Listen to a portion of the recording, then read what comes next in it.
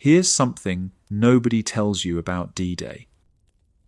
The men who died on Omaha Beach that morning, the 2,416 killed or wounded in the first hours, most of them weren't professional soldiers. They were sons of farmers who'd voted against entering the war, grandsons of immigrants who'd fled Europe to escape exactly this kind of nightmare. One of them, a farmhand from Bedford, Virginia, one of the Bedford boys from Company A, 116th Infantry, had never seen an ocean until 6 months ago. Now he crouches in a landing craft 300 meters from shore, hands numb from channel water already soaking through his wool uniform. The ramp drops. Machine gun fire cuts through the men in front of him before they take a single step. He will not reach the seawall. A generation earlier, their fathers stood in French trenches asking, "Why are we here?" Now their sons die in French surf asking the same question.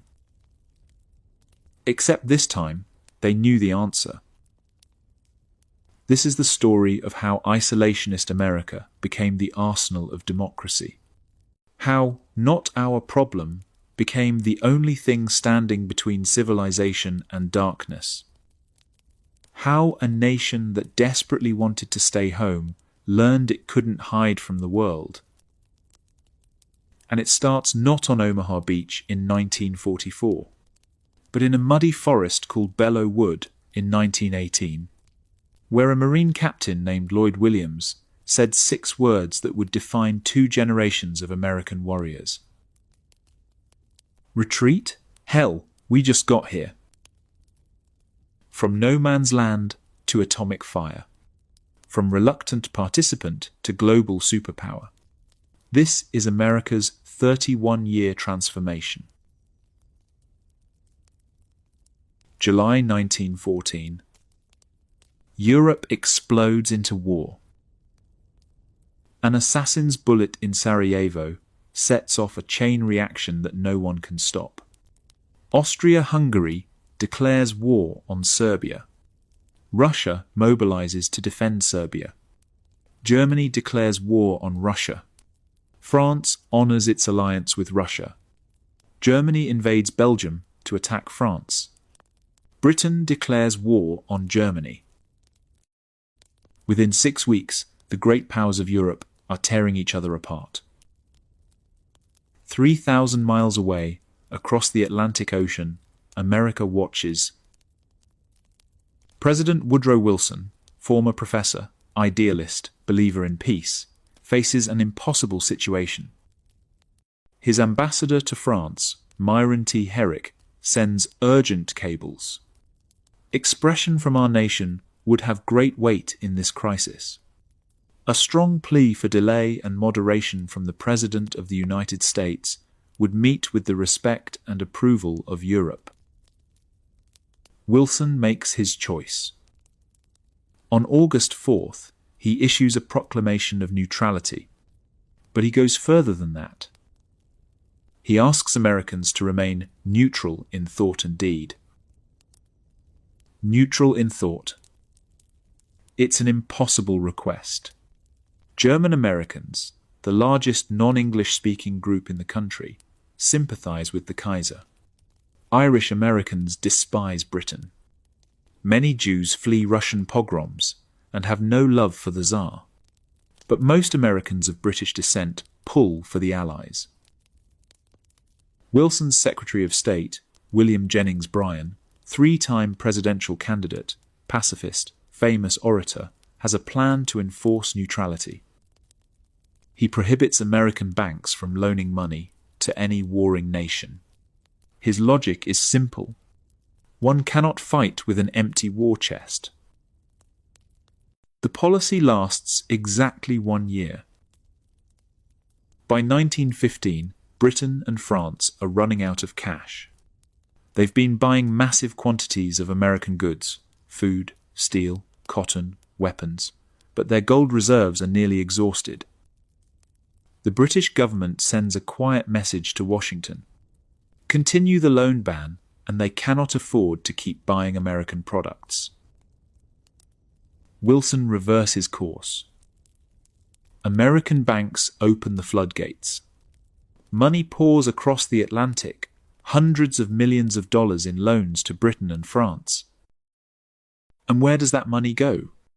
Right back to American businesses buying American goods. The economic trap closes around American neutrality. Between 1914 and 1916, American trade with the Allies explodes. British purchases flood American markets. Steel mills in Pittsburgh run 24 hours a day. Munitions factories in Connecticut expand. Farms across the Midwest ship grain to feed British and French armies. Meanwhile, American trade with Germany collapses by 99%. The British Royal Navy blockades Germany. German ships cannot leave port. Neutral vessels, headed for German ports, are stopped and searched. Food shipments are seized. The Germans hire ships from neutral countries to transport goods purchased in America, but the British blockade prevents most from getting through. The United States formally protests the British blockade in March 1915. The protest goes nowhere. In a private meeting, Britain agrees to increase their cotton purchases from the American South to cover the shortfall caused by the blockade. The American government quietly accepts the British prohibition on selling food to Germany. Neutrality becomes a fiction. America is neutral in name only. The American economy becomes the lifeline of the Allied war effort. Without American food, the British starve. Without American steel, the French cannot manufacture artillery shells. Without American loans, the war ends with German victory. Wilson continues to proclaim American neutrality at every opportunity. But the numbers tell a different story. American businesses sell $1 billion in goods to the Allies in 1915 alone. To Germany? Almost nothing. The Germans notice. They see American factories churning out shells that kill German soldiers. They see American wheat feeding British troops. They see American dollars financing the Allied war machine. And despite all of Wilson's talk of neutrality, they see an America that has already chosen sides. German newspapers rage about American hypocrisy. The German government sends formal protests. German Americans in the United States begin to feel the weight of suspicion from their neighbors. But Wilson holds firm to his position. America, he insists, remains neutral. The fact that American economic policy benefits one side over the other, well, that's just business. The fact that American banks only loan to the Allies, well, that's just capitalism. The fact that the American economy has become dependent on Allied purchases, well, that's just economics. Not politics. By 1916, the trap is complete. If Germany wins the war, American banks lose hundreds of millions in loans. American factories lose their biggest customers. The American economy risks collapse. Wilson doesn't want war. Most Americans don't want war. But with every ship full of grain that sails to Britain, with every loan extended to France, with every ton of steel shipped to Allied munitions factories, America drifts closer to a conflict it desperately wants to avoid. The isolationist dream is dying. America cannot be neutral in deed while remaining neutral in thought. The country that wanted nothing more than to watch Europe's war from across the ocean is being pulled into the vortex. And Germany is about to give America the push it needs. May 7th, 1915. The RMS Lusitania, British passenger liner, 30,000 tons, sailing from New York to Liverpool, steams through waters off the southern coast of Ireland. 2:10 p.m. A single torpedo from German submarine U-20 slams into the Lusitania's starboard side. The great ship sinks in 18 minutes. 1,200 people die. 128 of them are Americans. The news hits American newspapers like a bomb. Mass murder on the high seas, screams one headline. Woodrow Wilson faces his first real test. Germany claims the Lusitania was carrying munitions, which is true, though few Americans know this. Germany claims that it published warnings in American newspapers, telling passengers not to sail, also true. None of that matters to American public opinion. Wilson sends a series of notes to Berlin, demanding that Germany cease unrestricted submarine warfare. His logic exposes the fundamental contradiction of American neutrality. The British blockade of Germany, starving German civilians, destroying German trade, that's acceptable. German submarines threatening American ships, that's intolerable. Why? Wilson's explanation is simple.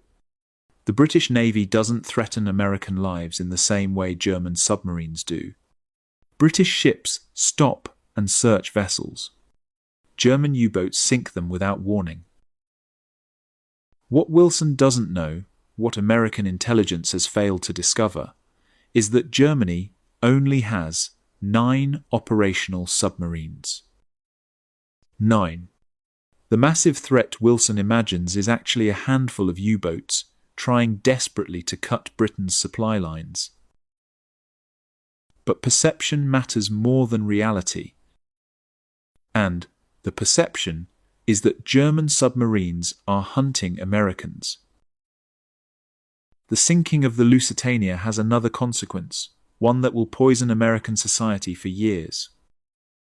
Suspicion of German Americans explodes. President Wilson himself feeds the paranoia. In December 1915, he gives a speech that will haunt German Americans throughout the war.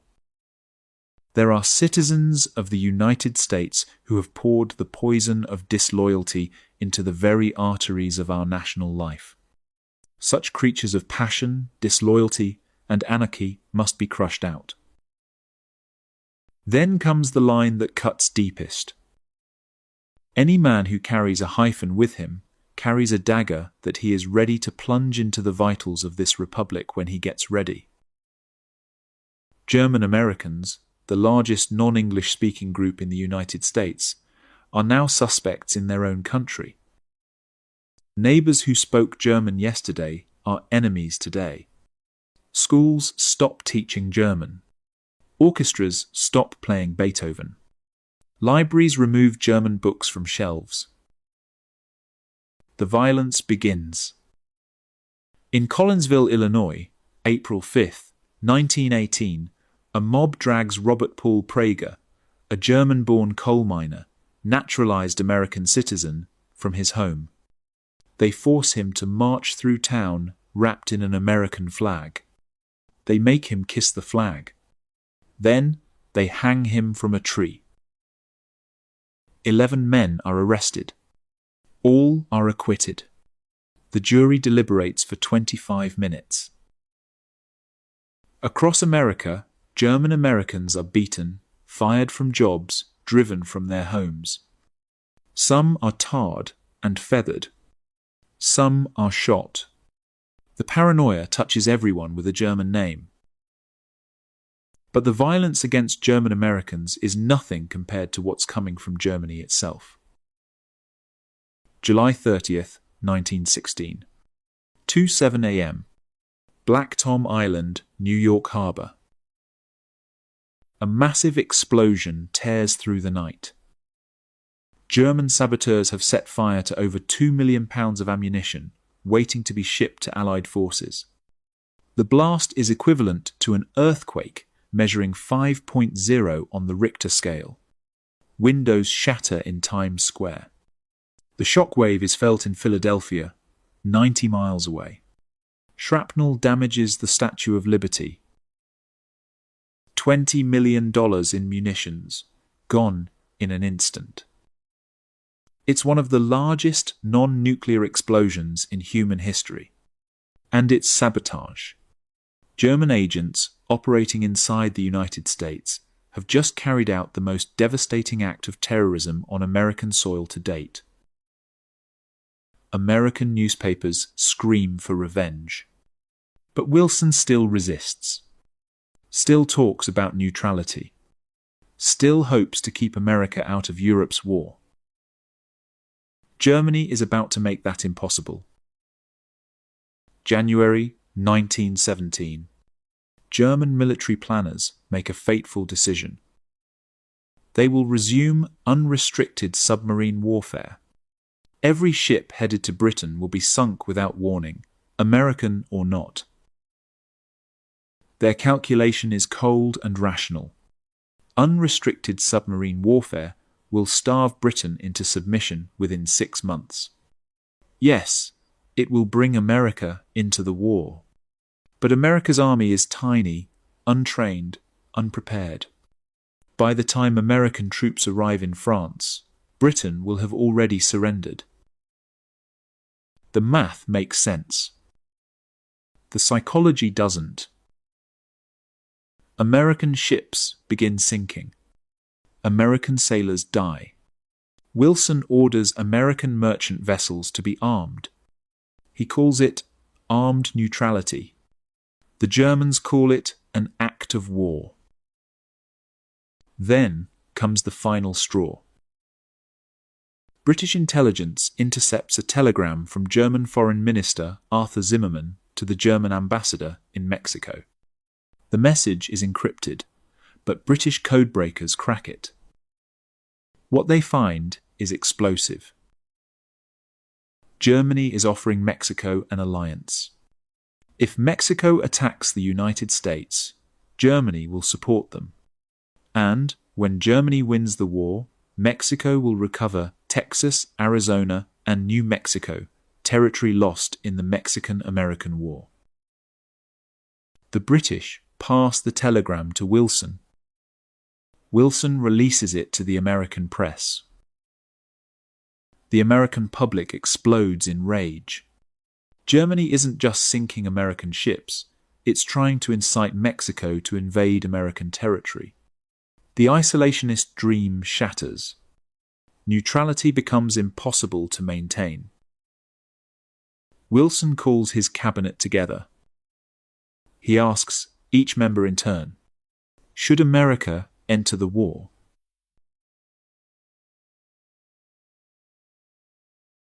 Every single advisor gives him the same answer. Yes. April 2nd, 1917. Wilson addresses a joint session of Congress. He doesn't ask Congress to declare war. Instead, he asks them to acknowledge that a state of war has been thrust upon the United States by Germany's actions. Congress responds by declaring war anyway. April 6th, 1917. The vote is near unanimous. The Senate, 82-6. The House, 373-50. America is going to war. Neutrality is dead. Isolationism is finished. The nation that desperately wanted to stay out of Europe's nightmare is about to send its sons across the Atlantic. Time to go over there. April 1917. America declares war and immediately faces a problem. The United States Army numbers 127,000 men. That's active duty personnel. The National Guard adds another 80,000. Total available military manpower, roughly 200,000 soldiers. France and Britain have been fighting for 3 years. They've lost millions of men. Their armies are exhausted, depleted, barely holding the line against Germany. They need help desperately. America's tiny army isn't going to tip the balance. The Navy is in better shape, but not by much. Battleships from the Great White Fleet still sail, but they're aging. Modern submarines? Naval aviation? Practically non-existent. This is the price of isolationism. For decades, America focused inward, building railroads, settling the West, industrializing. The military withered. Why maintain a large army when two oceans protect you from foreign threats? President Wilson understands the situation. His calculation is simple. The mere fact of American entry will shift the psychological balance. Germany will realize it cannot win. The warring powers will come to the negotiating table. Wilson will broker a peace settlement. The war to end all wars will end through diplomacy, not fighting. The British and French have different ideas. They've been bleeding for 3 years. They want German defeat, not negotiation. They want American soldiers in French trenches, not American words at peace conferences. Congress moves quickly. May 18, 1917. The Selective Service Act passes. Conscription begins. Within months, 2 million men volunteer. Another 2.8 million are drafted. Nearly 5 million Americans will serve before the war ends. It's the largest military mobilization in American history to that point. But volunteers and draftees aren't soldiers. They're farmers and factory workers, shopkeepers and students. Most have never fired a rifle. None have experienced modern warfare. Training camps spring up across America. Tens of thousands of men arrive each week. They learn to march, to shoot, to dig trenches, to fix bayonets. Instructors, many of them veterans, rushed back from France, try to compress years of military training into a few months. It's not enough. It can never be enough. The only real training for trench warfare is trench warfare itself. June 26, 1917. The first American troops land in France. 14,000 men of the 1st Infantry Division, the Big Red One. French civilians line the streets of Saint-Nazaire, weeping with relief. American flags wave beside French tricolours. Finally, help has arrived. But the question immediately arises: how will these American troops be used? The British and French have a simple plan. Take American soldiers and distribute them among existing British and French units. Use them to replace casualties. Plug holes in the line. Reinforce depleted battalions. Some American units are integrated this way. The most famous is the 369th Infantry Regiment, better known as the Harlem Hellfighters. These African American soldiers are assigned to the French 4th Army. The French, desperate for manpower, welcome them. The Harlem Hellfighters will serve with distinction, earning the Croix de Guerre. But the commander of American forces has other ideas. General John Joseph Pershing, nicknamed Blackjack for his time commanding African American cavalry, arrives in France with firm instructions. The American Expeditionary Force will remain a unified American army. American soldiers will fight under American commanders. The AEF will not be broken up and scattered among Allied units. The British and French protest. They need men now. They need reinforcements immediately. Why waste months building an independent American army when they can use American troops right away? Pershing refuses to budge. His reasoning is both practical and political. Practically, American soldiers need to learn from combat experience under their own officers. Politically, America needs to maintain its identity as an independent power, not just another allied nation. Wilson supports Pershing's decision. America is an associated power, not an allied nation. The distinction matters. When the war ends, Wilson wants America to broker peace as an independent mediator, not as just another victor demanding spoils. So the build-up begins. American soldiers cross the Atlantic in convoys protected by Navy destroyers. German submarines hunt them. Some transports are sunk, but most make it through. By December 1917, 175,000 American troops are in France.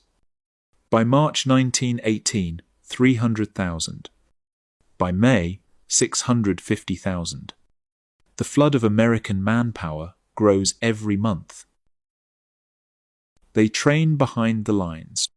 They practice with French artillery. They learn trench warfare from British instructors. They wait for their chance to prove themselves. That chance is coming. May 28, 1918, 6:45 a.m.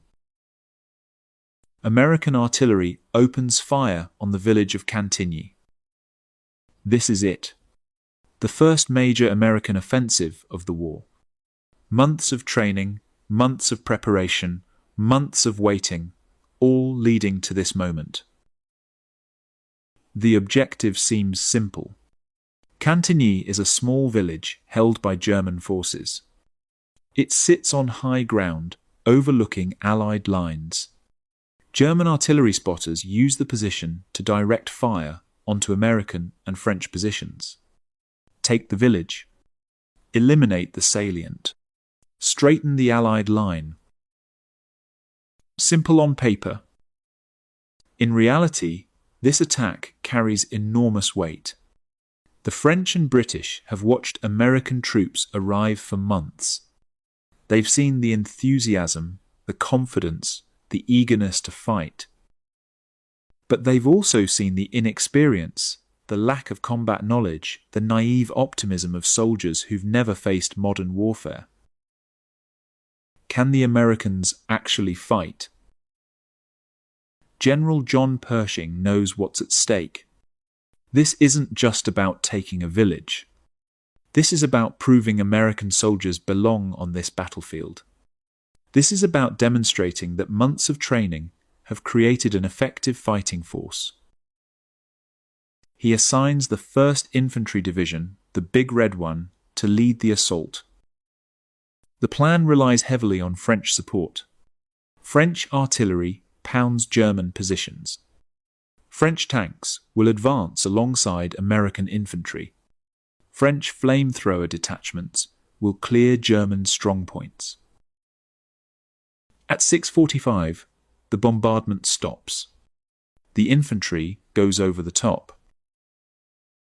American soldiers, many experiencing combat for the first time, advance up the slopes toward Cantigny. German machine guns open fire. Men fall. The tanks lumber forward, drawing fire. Flamethrowers spray liquid fire into German positions. The Americans keep moving. They've trained for this. They've practiced the formations, learned the tactics, memorized the signals. But training and combat are different universes. Training doesn't include the smell of cordite and burning flesh. Training doesn't include watching your friends die. Training doesn't include the bone-deep terror of advancing toward machine guns that never stop firing. But the Big Red One doesn't break. By mid-morning, American troops fight through German trenches into Cantigny itself. House-to-house combat erupts. Germans defend from cellars and upper floors. American soldiers learn urban warfare in real time. Grenades through windows. Rifles fired around corners. Close quarters brutality. By noon, the village is secured. The objective is achieved. The German salient is eliminated. American flags fly over Cantigny. But the battle isn't over. German commanders cannot allow this American victory to stand. Losing a village to green American troops, troops that British and French officers have quietly mocked as inexperienced colonials, is unacceptable. German artillery begins pounding the captured village. Infantry prepares to counterattack. May 29th. The first German counterattack hits American positions. Heavy artillery preparation. Infantry assault. Hand-to-hand fighting in the rubble of Cantigny. The Americans hold. May 30th. Another German counterattack. More artillery. More infantry. More desperate attempts to retake the village. Again, the Americans hold. For 2 days, the 1st Infantry Division endures relentless German pressure. They're shelled constantly. They fight off multiple infantry assaults. They take casualties, heavy casualties, but they refuse to give ground. By June 1st, the German attacks stop. Cantigny remains in American hands. The cost is steep. Over 1,000 American casualties. Dead and wounded, scattered through the ruins of a village most Americans had never heard of a week earlier. But the 1st Infantry Division has proven something crucial. American soldiers can fight. They can take objectives. They can hold ground under pressure. They can match European soldiers in combat. French confidence soars. The Americans aren't just fresh reinforcements. They're effective fighters. The stories of American enthusiasm and inexperience are replaced by stories of American determination and courage. More importantly, American confidence soars. The soldiers of the 1st Infantry Division have faced modern warfare and survived. They've learned lessons that no training could teach. They've discovered that training matters, that preparation saves lives, that combined arms tactics work when executed properly. They've also learned the bitter truth of industrial warfare. Even when you win, the cost is terrible.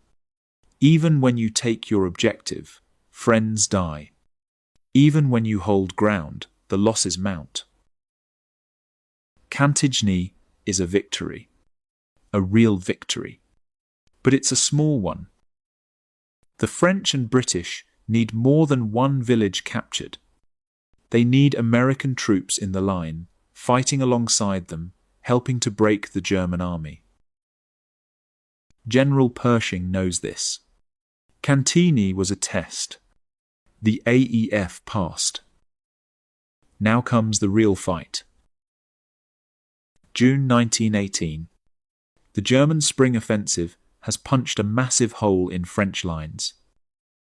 For 3 months, Germany has thrown everything into one last desperate gamble. Take Paris. Force France to surrender before American reinforcements arrive in strength. Win the war before it's too late. The offensive succeeds beyond anyone's expectations. German stormtroopers, elite assault troops trained in new infiltration tactics, tear through Allied defences. By June, German forces are closer to Paris than they've been since 1914. French civilians flee the capital. The government prepares to evacuate. Into this crisis march the United States Marines. The 5th Marine Regiment and 6th Marine Regiment, roughly 8,000 men, arrived to plug the gap in French lines northwest of Château-Thierry. These aren't army draftees. These are professional Marines, volunteers who enlisted before the war, men who've chosen the hardest branch of American service. They move through Belleau Wood, a hunting preserve turned battlefield. Dense forest, ancient trees, thick underbrush, perfect defensive terrain. Suddenly, figures burst from the trees ahead. The Marines raise their rifles. But these aren't Germans. They're French soldiers, battered, exhausted, retreating. The French troops stream through the Marine lines, heading away from the fighting. A French colonel approaches Captain Lloyd W. Williams of the 5th Marine Regiment. The colonel's English is broken. He tries to explain the situation. Germans everywhere. Position untenable. Must retreat. Frustrated, the French officer pulls out a notepad. He scribbles an order in French, then hands it to Captain Williams. Williams reads it. One word is unmistakable. Retreat. Captain Williams fixes his bayonet. He looks at the French colonel. Then he speaks 6 words that will echo through Marine Corps history for the next century. Retreat? Hell, we just got here. The French colonel stares at him. Williams grins. The Marines around him grin. Then they advance into Belleau Wood. What follows is 3 weeks of the most brutal fighting American forces have experienced in the war. Belleau Wood is a nightmare. Dense trees limit visibility to a few meters. German machine gun nests hide behind every fallen log. Snipers perch in trees. Artillery crashes through the canopy. The Marines attack in waves. They advance through underbrush, thick enough to hide entire companies. They fight Germans they can hear but cannot see. They clear positions one by one, grenades, bayonets, rifle butts, whatever works. Close quarters combat becomes constant. Marines and Germans fight hand to hand among the trees. Knives flash. Rifle stocks smash skulls. Men grapple in the dirt. It's primal, savage, exhausting. The Germans dug into Belleau Wood aren't ordinary troops. They're veterans, experienced soldiers who've held defensive positions for years. They know every meter of the forest. They've prepared fields of fire, hidden ammunition caches, established fallback positions. But the Marines keep coming. June 6th. Marines assault across wheat fields toward the wood. German machine guns cut them down in rows. The Marines take horrific casualties, but reach the tree line. June 8th. Fighting inside the wood intensifies. Germans counterattack. Marines counterattack. Positions change hands multiple times. June 11th. The Marines capture most of the wood, but Germans still hold strong points. Snipers. Machine gun nests. Hidden positions that pour fire into Marine lines. The fighting drags on, day after day. Attack and counterattack. Gains measured in meters. Each tree, each position, each meter of ground paid for in blood. Marine casualties mount. Over 50% in some units. Companies reduced to platoon strength. Platoons reduced to squads. But they don't retreat. June 26th. After 3 weeks of fighting, the Marines finally secure Belleau Wood. The last German positions are overrun. The wood is cleared. The cost staggers everyone. Over 9,000 Marine casualties. Nearly 2,000 dead. For a wood less than 2 miles long and a mile wide. But the strategic impact goes far beyond one small forest. The Marines have stopped the German advance toward Paris. The spearhead of the spring offensive has been blunted. German momentum is broken. More importantly, the psychological impact reverberates through both armies. German soldiers begin calling the Marines Teufelhunden, devil dogs. The name spreads through German ranks. American Marines fight with a ferocity that shocks even veteran German troops. They don't retreat. They don't surrender. They keep attacking no matter the cost. The French are so impressed, they rename the wood. It's no longer Belleau Wood. Now it's Bois de la Brigade de Marine, Wood of the Marine Brigade.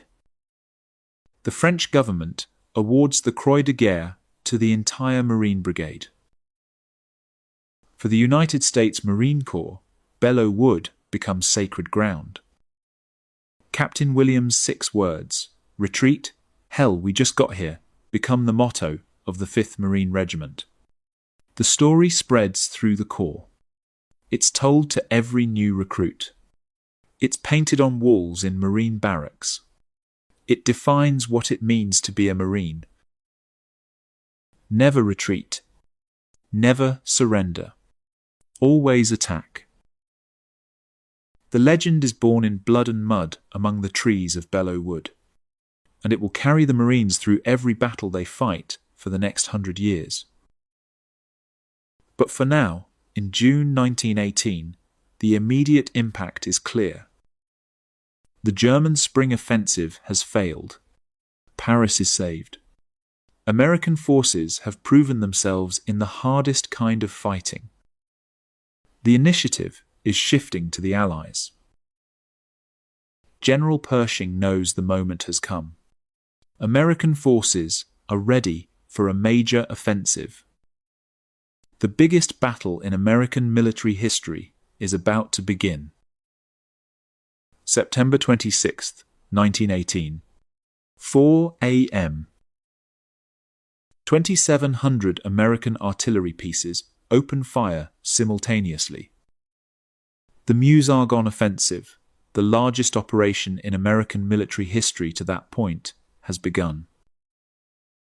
1.2 million American soldiers are committed to this battle. The objective: capture the rail hub at Sedan, cut German supply lines, break the German army. If successful, the offensive will end the war.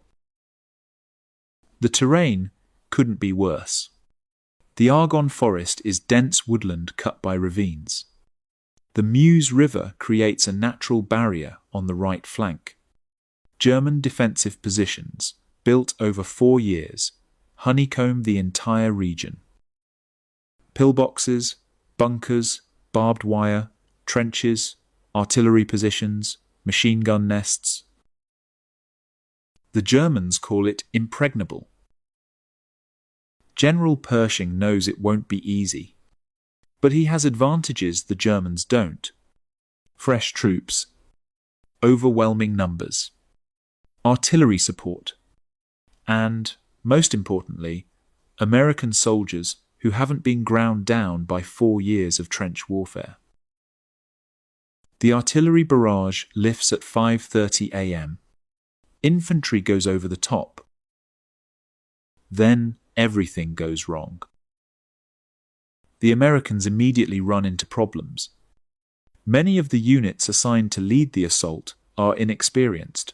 Green divisions rushed to France to meet Pershing's manpower needs. They've trained, but they haven't fought. Cantigny and Belleau Wood taught the hard lesson that combat experience matters. Now divisions without that experience are learning it the hard way. The Spanish flu ravages American ranks. Thousands of soldiers are sick. Some collapse during the advance. Medical units are overwhelmed. The disease that will kill more people worldwide than the war itself is cutting through American forces at the worst possible time. The terrain fights the Americans as much as the Germans do. Thick forests channel troops into kill zones. Ravines create traffic jams. Roads turn to mud. Supply wagons bog down. Artillery can't move forward to support the infantry. German resistance is fierce.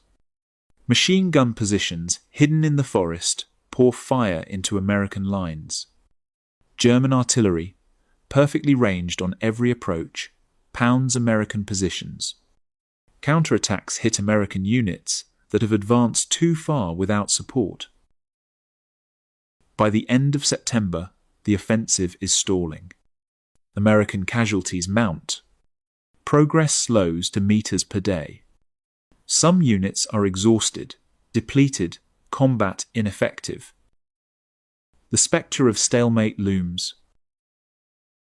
Then, on October 8th, something remarkable happens. A patrol from the 82nd Division, the All-American Division, so named because it draws soldiers from every state, pushes into the Argonne Forest near the village of Châtel-Chéry. The patrol consists of 17 men led by Sergeant Bernard Early and Corporal Alvin York. York is a Tennessee farm boy, a skilled marksman who grew up hunting in the Appalachian Mountains. He's also a former conscientious objector. His Christian faith made him oppose war. His battalion commander talked him out of it, convincing him that sometimes fighting is necessary to protect others.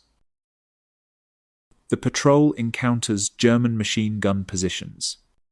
The firefight erupts. Sergeant Early is wounded. 6 other Americans are killed.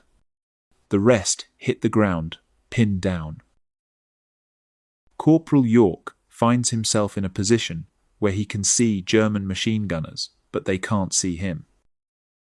He starts shooting. Years of hunting turkeys in Tennessee mountains have made York one of the best marksmen in the American Army. He picks off German machine gunners one by one. When German officers realize what's happening and lead a counterattack, York shoots them too.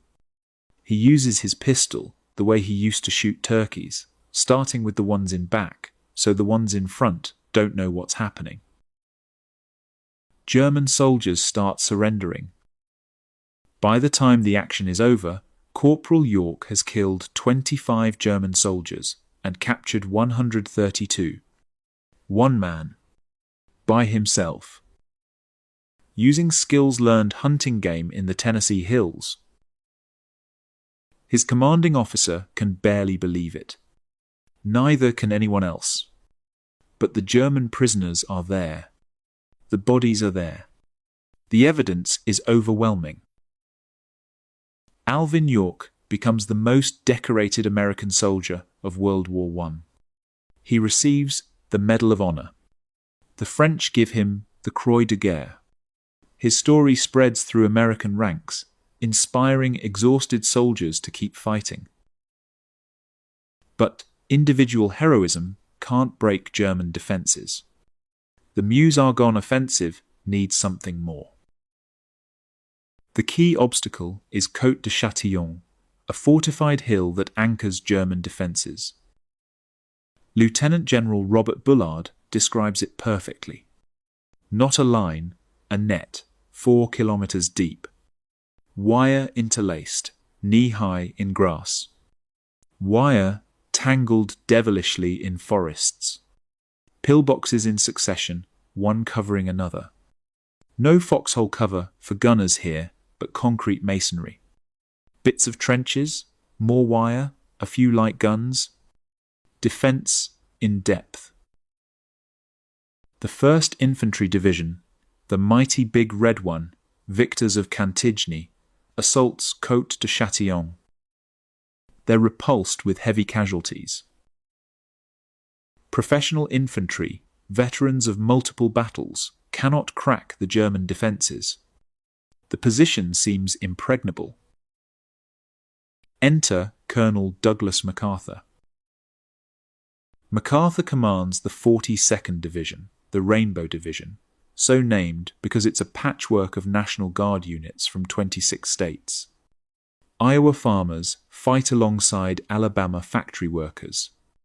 New York cops alongside California ranch hands. It's not a professional division. It's citizen soldiers from across America. MacArthur, flamboyant, aggressive, refusing to wear a helmet or gas mask, personally leads the assault on Côte de Châtillon. The Rainbow Division succeeds where the 1st Division failed. They crack the German defences. They take the hill. Hiss. The key position falls to American hands.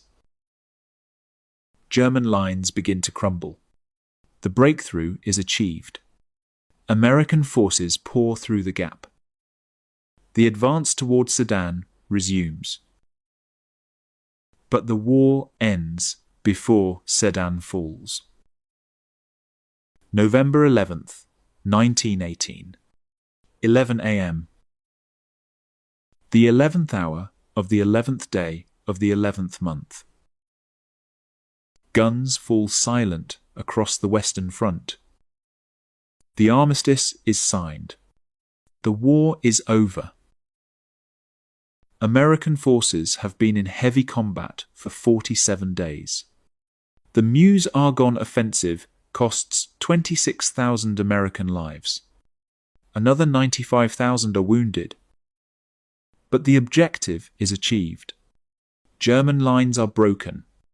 The German army is in retreat. Victory.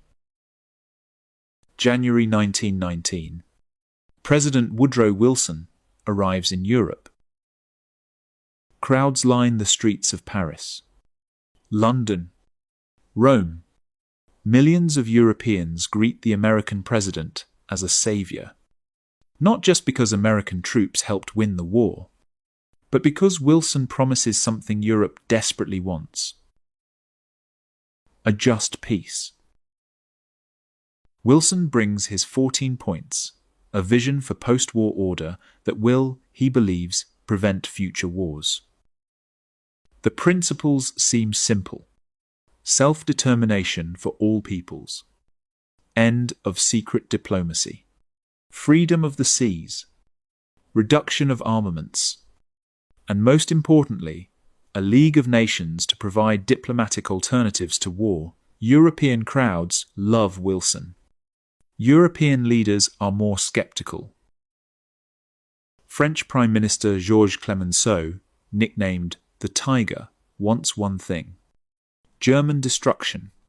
France has been invaded twice by Germany in 50 years. French soil is devastated. French cities are ruins. Over 1 million French soldiers are dead. Clemenceau wants Germany punished so severely it can never threaten France again. British Prime Minister David Lloyd George faces domestic pressure to squeeze Germany until the pips squeak. British voters want reparations. They want Germany to pay for the war. They want the Kaiser tried as a war criminal. Wilson's idealistic vision clashes with European realpolitik. The Treaty of Versailles, negotiations become a battle. Wilson pushes for self-determination. Clemenceau demands territorial concessions from Germany. Lloyd George insists on reparations. Italian Prime Minister Vittorio Orlando wants territory promised to Italy by secret treaty. Wilson's own Secretary of State, Robert Lansing, warns him: self-determination is loaded with dynamite. It will raise hopes which can never be realized. Lansing is right. The principle of self-determination sounds noble. In practice, it's a nightmare. Every ethnic group in Europe demands its own nation. Drawing borders that satisfy everyone is impossible. New countries are created with ethnic minorities that want independence. The seeds of future conflicts are planted in every compromise. The French representative to the peace conference hasn't even read Wilson's 14 points until the German delegation specifically requests they be the basis for peace negotiations. The French and British suddenly fear Wilson and Germany might negotiate a separate peace, so they hastily accept the 14 points as the framework. Then they promptly ignore most of them. The final Treaty of Versailles is harsh. Germany loses territory. Germany's military is reduced to a token force. Germany must pay massive reparations. Germany must accept full responsibility for causing the war. The famous war guilt clause humiliates an entire nation. Wilson achieves one victory. The League of Nations is established, an international organization dedicated to preventing future wars through diplomacy and collective security. Wilson believes this alone makes all the compromises worthwhile. But Wilson has forgotten about politics back home. Republicans control the United States Senate. They're led by Senator Henry Cabot Lodge of Massachusetts, Wilson's bitter enemy. Lodge opposes the League of Nations. He sees it as a threat to American sovereignty. He fears it will drag America into future European wars. Wilson needs Senate approval for the Treaty of Versailles. Without it, America doesn't join the League of Nations. Without American participation, the League is crippled. Wilson embarks on a nationwide speaking tour to build support. He travels 8,000 miles, gives 40 speeches in 22 days, pushes himself to exhaustion. October 2nd, 1919. Pueblo, Colorado. Wilson suffers a massive stroke. He's rushed back to Washington, partially paralyzed. For months, his wife Edith essentially runs the presidency, controlling who sees him, what decisions reach him. Wilson becomes increasingly rigid, refusing any compromise with Senate Republicans. November 19th, 1919. The Senate votes on the Treaty of Versailles. It fails. March 19th, 1920. A second vote. It fails again. The United States never ratifies the Treaty of Versailles. America never joins the League of Nations. The organization Wilson fought for, compromised for, destroyed his health for, exists without American participation. Isolationism returns to American shores. Never again becomes the national consensus. American soldiers fought in European trenches, died in European mud, sacrificed for European freedom. And what did it accomplish? The war, to end all wars, just created conditions for the next one. Americans want to come home and stay home. Let Europe solve its own problems. Let the French and British deal with Germany. America has paid its price in blood. Over 50,000 American combat deaths. Another 63,000 from disease. For what? The war to end all wars didn't. The unresolved tensions simmer. German resentment over the harsh treaty. French fear of German recovery. British exhaustion. Collapsed empires and new unstable nations across Eastern Europe. Economic instability. Political extremism. The seeds of World War II are planted in the soil of Versailles. But America doesn't want to think about that. America wants to forget Europe exists. The country that reluctantly entered the Great War now retreats from the peace. October 29th, 1929. Black Tuesday. The New York Stock Exchange collapses. 16 million shares trade in a single day. Fortunes evaporate. Banks fail. The American economy, the strongest in the world, crashes and takes the global economy with it. The Great Depression spreads like a plague. Within a year, unemployment in America hits 25%. 13 million Americans lose their jobs. Breadlines stretch around city blocks. Shantytowns, Hoovervilles, spring up in every major city. Banks collapse across America and Europe. Life savings vanish overnight. President Herbert Hoover tries to fix it. June 1930, he signs the Smoot-Hawley Tariff Act. The theory is simple. Raise customs duties on imported goods. Make foreign products too expensive. Force Americans to buy American. Protect American jobs and factories. It backfires catastrophically. Other nations retaliate with their own tariffs. Britain, France, Germany, Italy.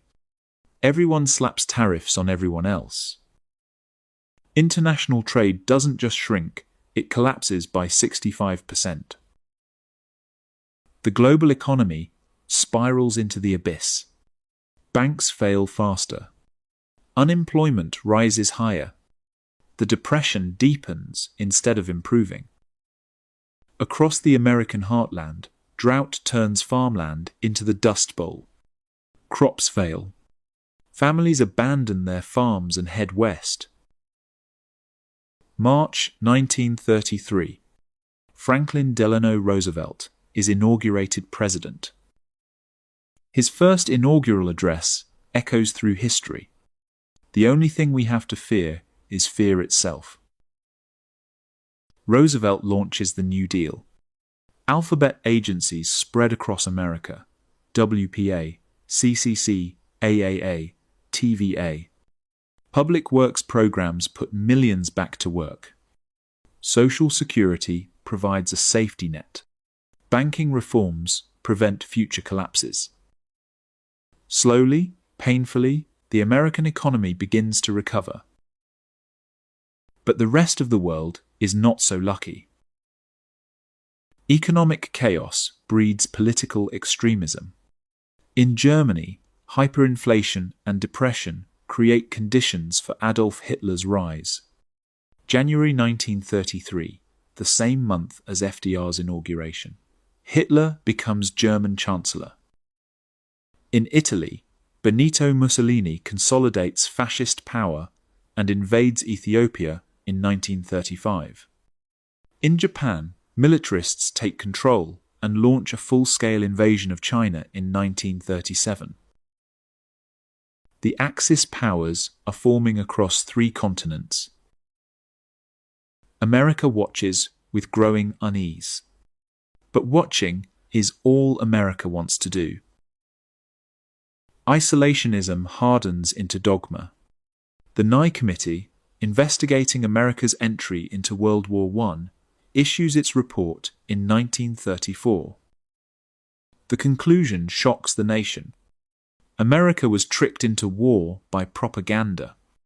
Bankers and arms manufacturers, merchants of death, pushed America into fighting for profit. The lesson seems clear. Never again. Congress passes the Neutrality Acts between 1935 and 1937. No arms sales to warring nations. No loans to combatants. No credit for war materials. America will stay out of foreign conflicts no matter what. Meanwhile, the Axis powers grow bolder. 1936. Germany remilitarizes the Rhineland. 1938. Germany annexes Austria. September 1938. Britain and France sign the Munich Agreement, handing Czechoslovakia to Hitler in exchange for peace in our time. March 1939. Germany occupies the rest of Czechoslovakia. In Asia, Japan conquers coastal China. The rape of Nanking in 1937 kills hundreds of thousands of Chinese civilians. Japanese atrocities shock the world, but the world does nothing. Storm clouds gather over Europe and Asia. War is coming. Everyone knows it. But America insists this time will be different. This time we stay out. This time, Europe's problems remain Europe's problems. August 23, 1939. Hitler and Stalin sign the Nazi-Soviet pact. The two ideological enemies agree to divide Eastern Europe between them. September 1, 1939.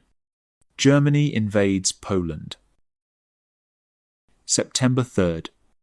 Britain and France declare war on Germany. World War II begins. And once again, America insists it will remain neutral. President Roosevelt knows better. September 1939. Germany invades Poland. The world holds its breath. America's official position is clear. Neutrality. Again. But President Franklin Delano Roosevelt understands what most Americans don't want to accept. This war will not stay in Europe. This war will not end quickly. And this war will eventually reach America, whether Americans want it to or not. So Roosevelt begins a careful dance. Publicly neutral. Privately preparing. November 1939. Roosevelt convinces Congress to revise the Neutrality Acts. The new policy is called cash and carry. European nations can purchase American goods, but they must pay cash up front, and they must provide their own transportation. The policy pretends to be neutral, but it obviously favours one side. Britain controls the seas. British ships can reach American ports. Germany is blockaded by the Royal Navy. German ships cannot leave port. Cash and carry means America will sell to the Allies, while Germany gets nothing. Neutrality in name only. Just like last time. May 1940. Germany launches blitzkrieg in Western Europe.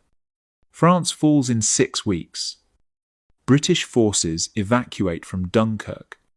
Britain stands alone against Nazi Germany. Winston Churchill, now British Prime Minister, sends desperate messages to Roosevelt. Britain needs help. Destroyers to fight German submarines. Aircraft to fight the Luftwaffe. Weapons to replace equipment abandoned at Dunkirk. September 1940. Roosevelt and Churchill negotiate the destroyers for bases deal. America transfers 50 aging destroyers to Britain. In exchange, America gets 99-year leases on British military bases in the Caribbean and Newfoundland. It's the first major departure from neutrality. American warships given directly to a nation at war. Isolationists in Congress rage. But Roosevelt insists it's necessary for American defense.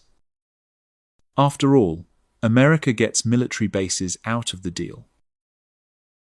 The logic is thin. Everyone knows what this really is. America choosing sides.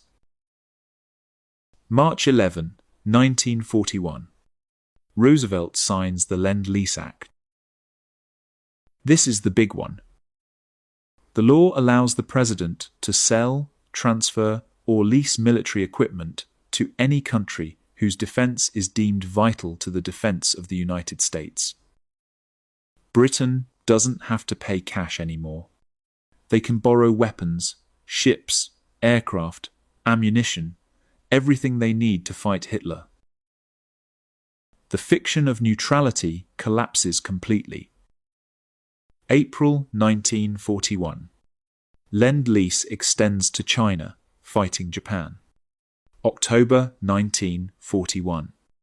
After Germany invades the Soviet Union, Lend-Lease extends to Stalin. America is now supplying Britain, China, and the Soviet Union. Roosevelt calls America the arsenal of democracy. And he's right. American factories churn out weapons for the Allies. American shipyards build cargo vessels at record pace. January 1941.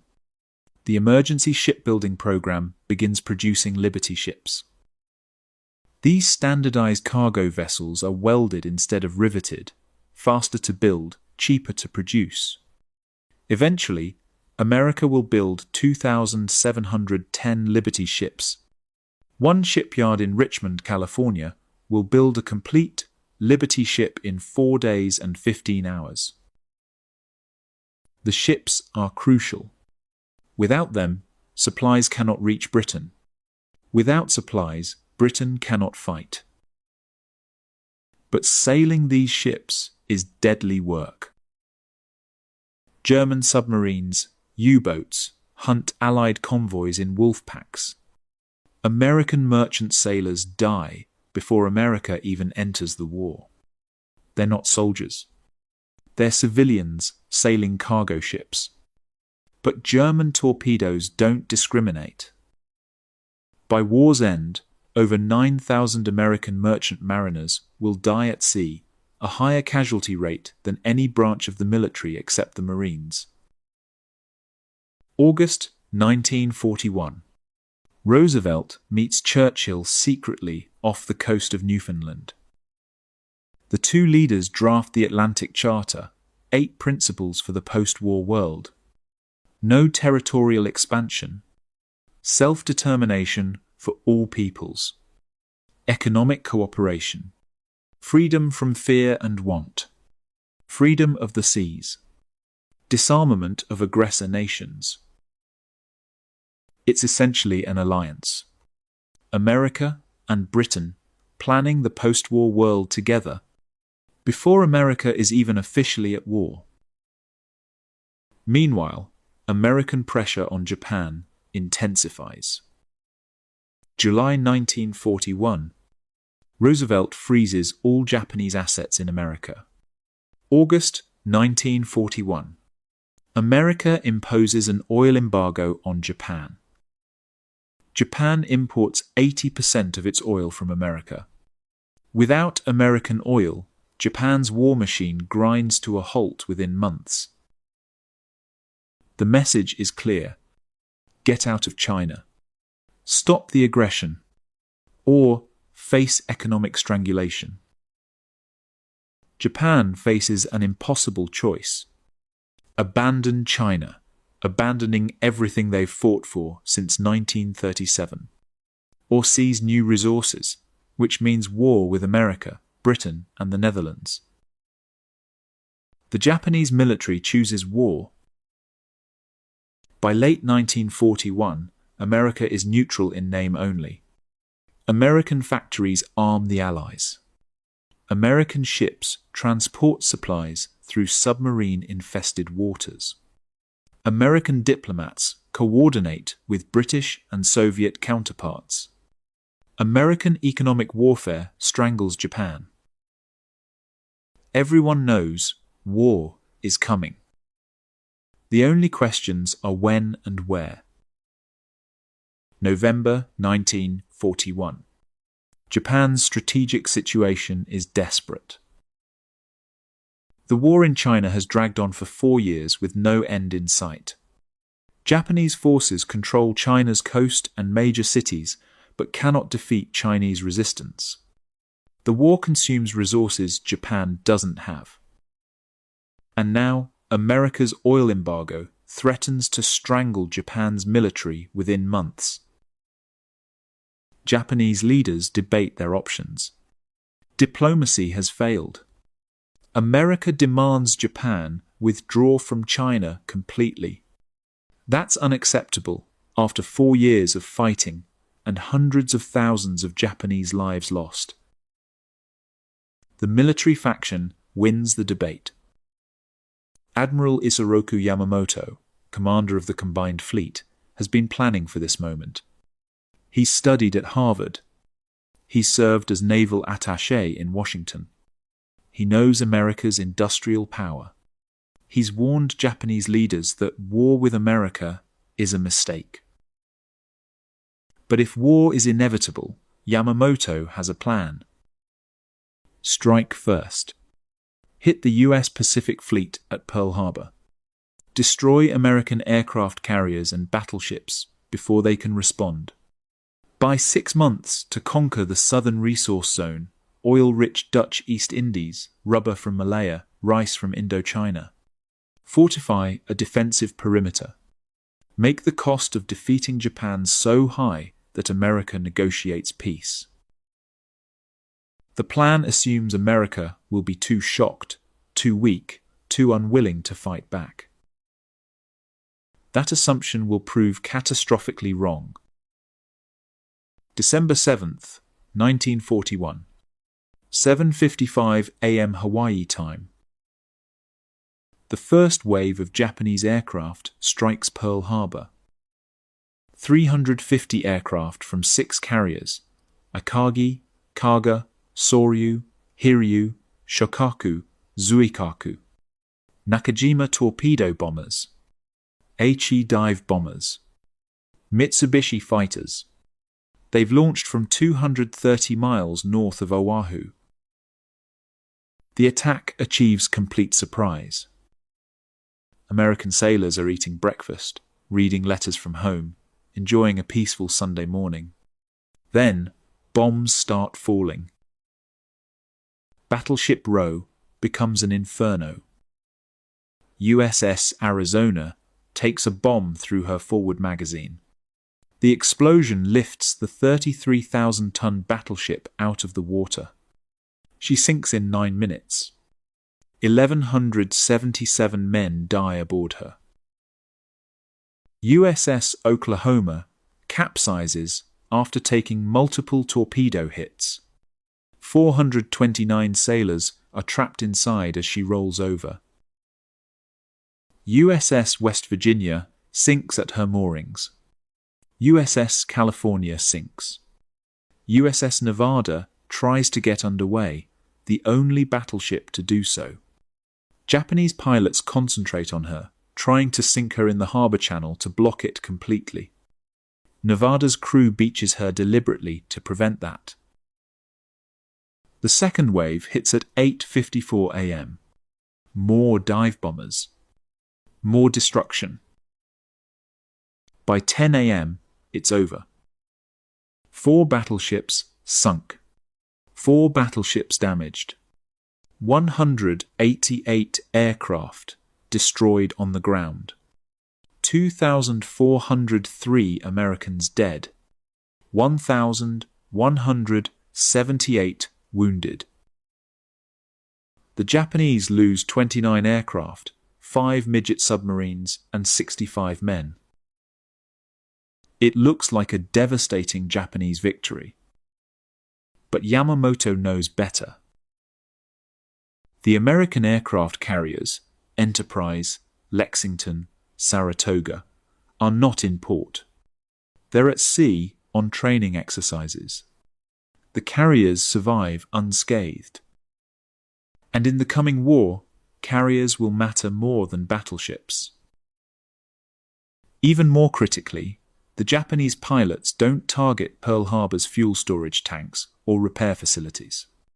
4.5 million barrels of oil sit in above-ground tanks.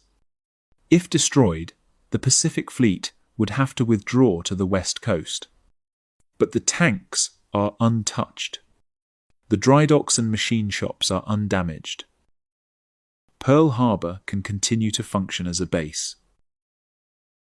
The tactical success masks strategic failure.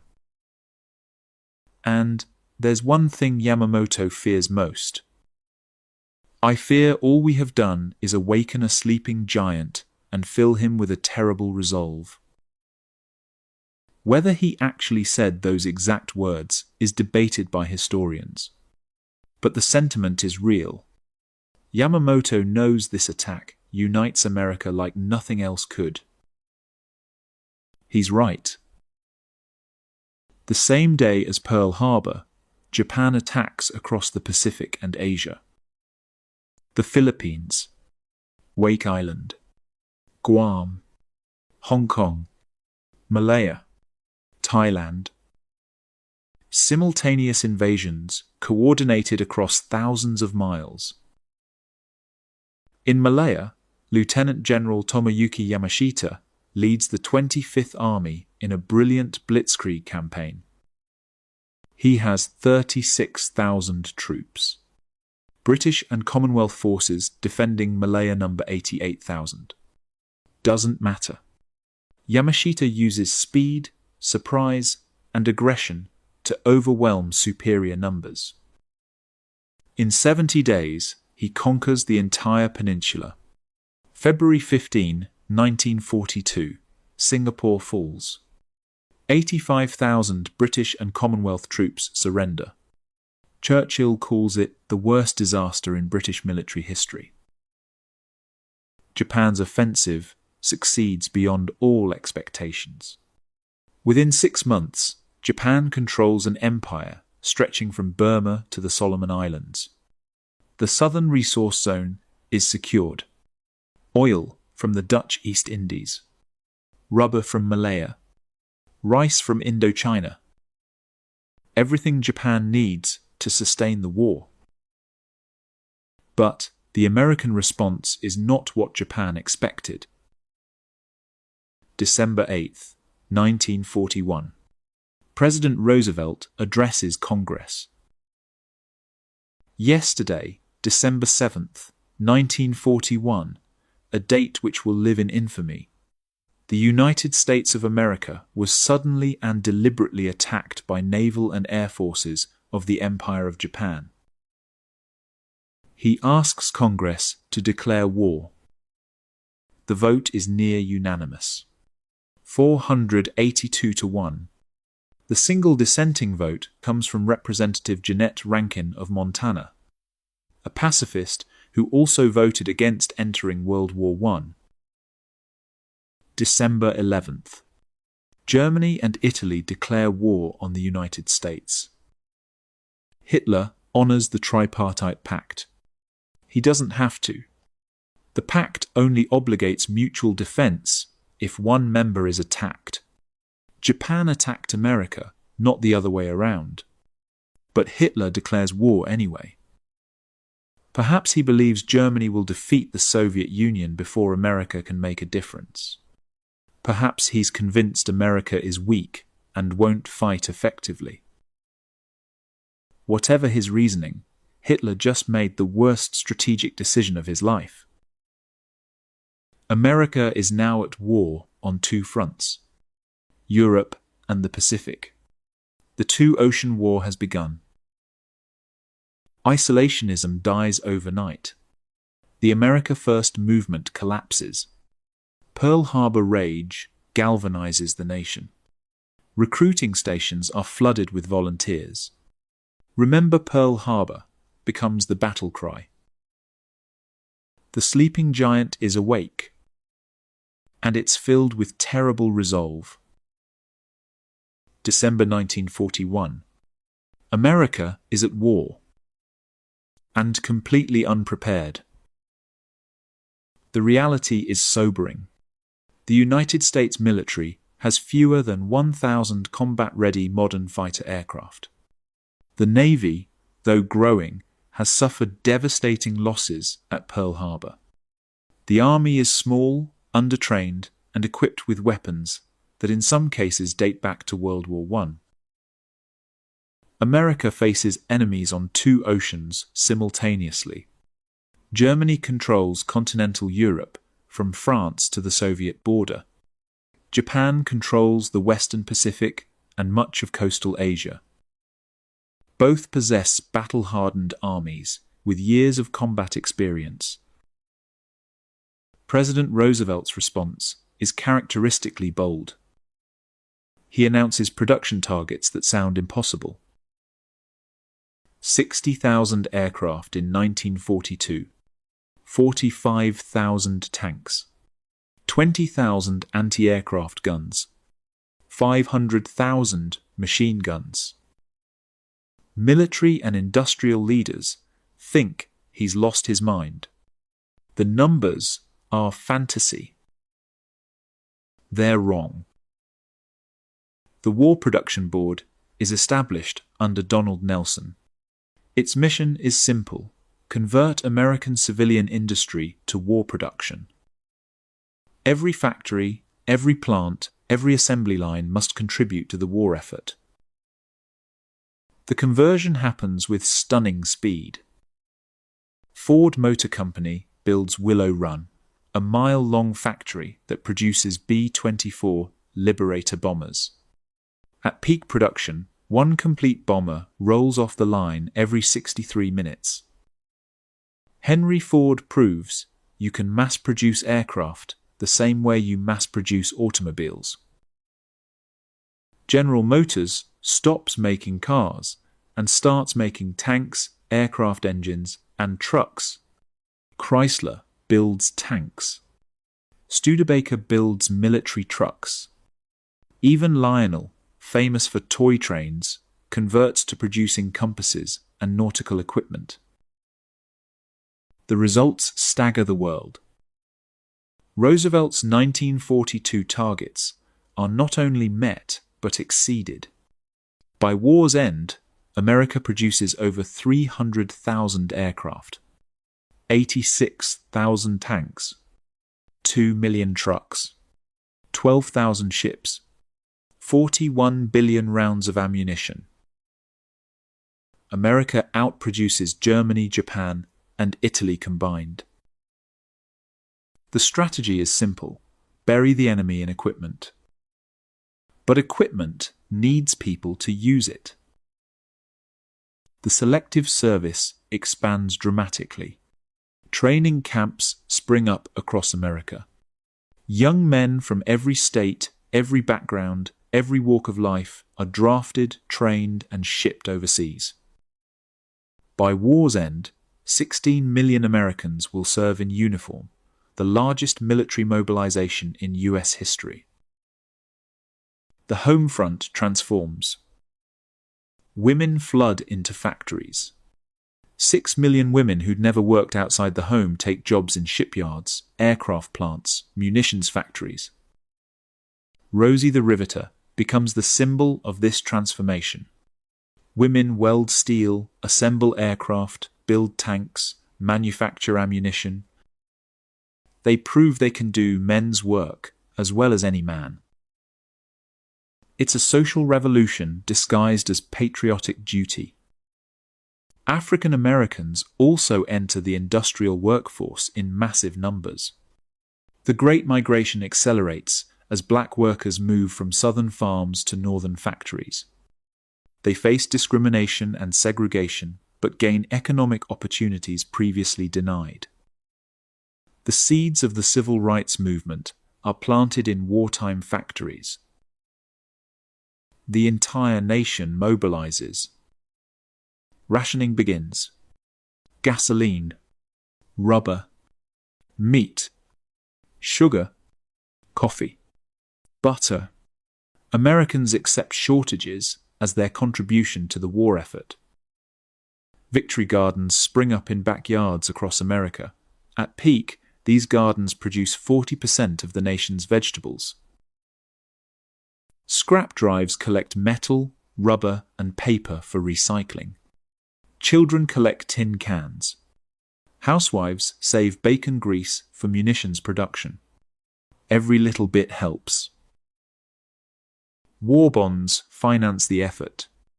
Americans loan the government $185 billion by purchasing bonds. Movie stars sell bonds at rallies. Posters plaster every wall.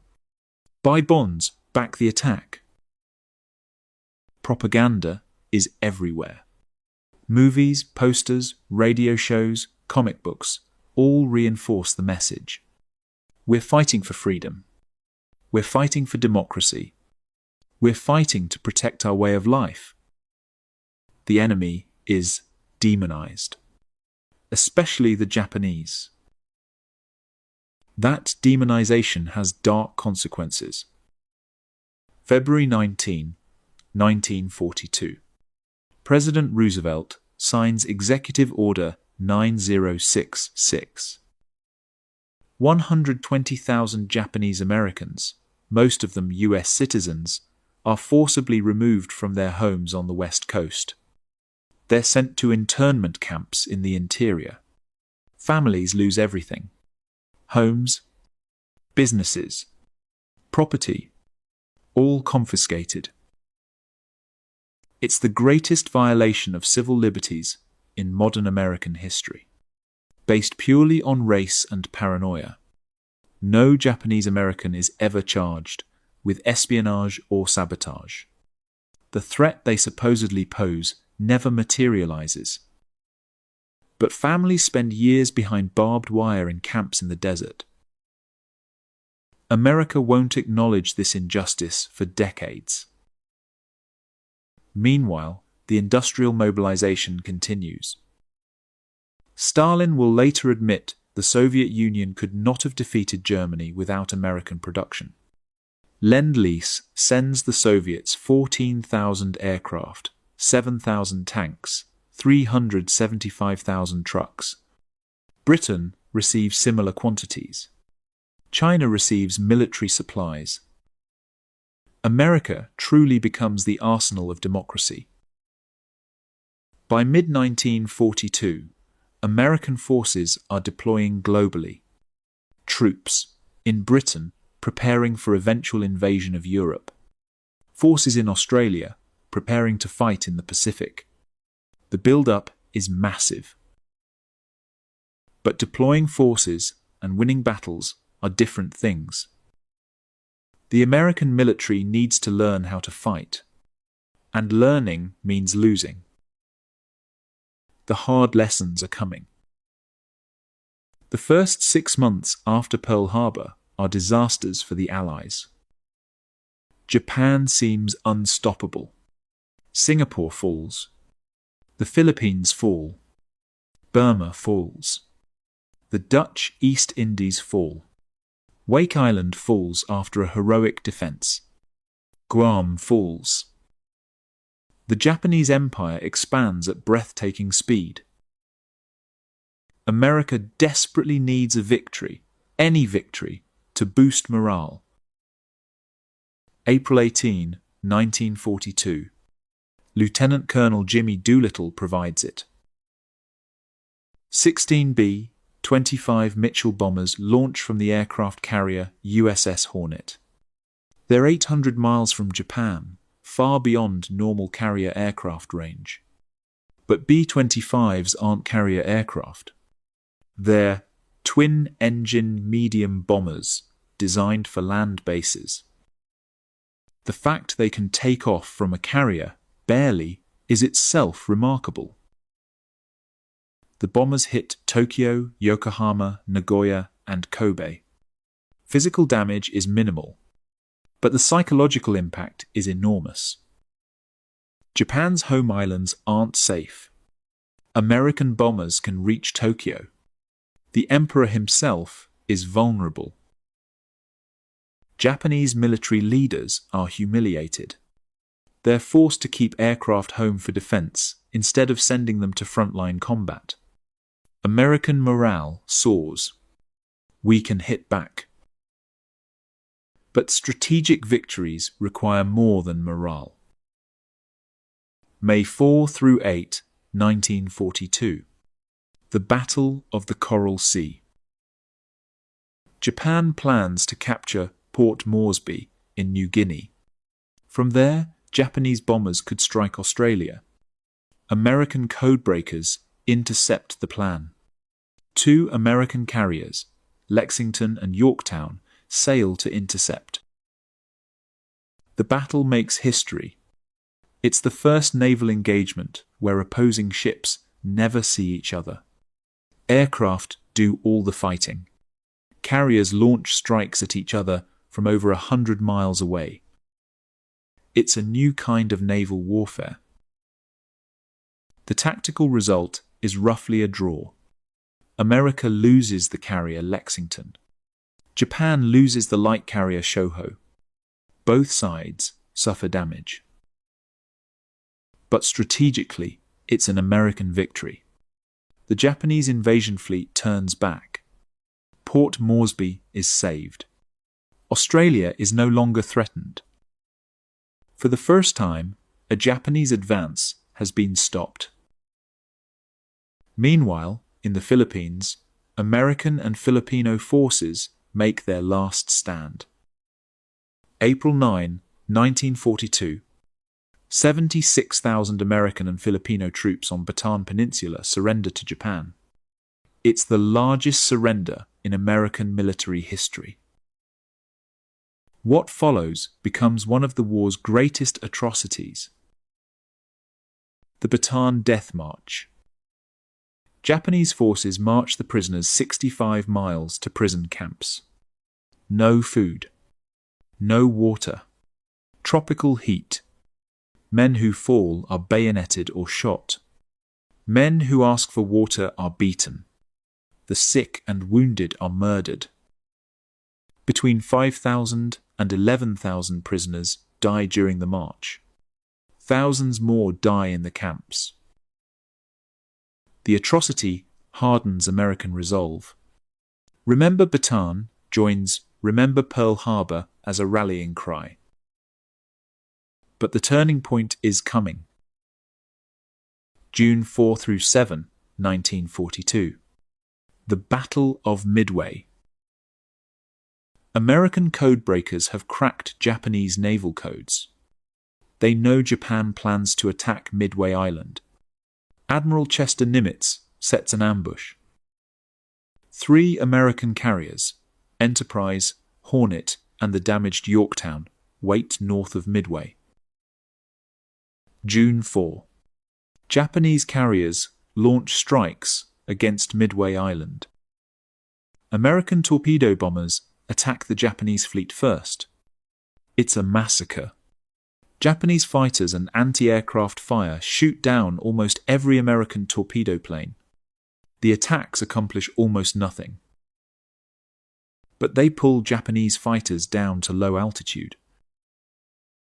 Then American dive bombers arrive at high altitude. 10:22 a.m. 3 minutes that change the war. SBD Dauntless dive bombers plunge toward Japanese carriers Akagi, Kaga, and Soryu. The carriers are rearming their aircraft. Bombs and fuel sit exposed on the flight decks. American bombs hit all 3 carriers within minutes of each other. The carriers explode into fireballs. All 3 are mortally wounded. By evening, all 3 have sunk. Japanese carrier Hiryu launches a counterattack and damages Yorktown.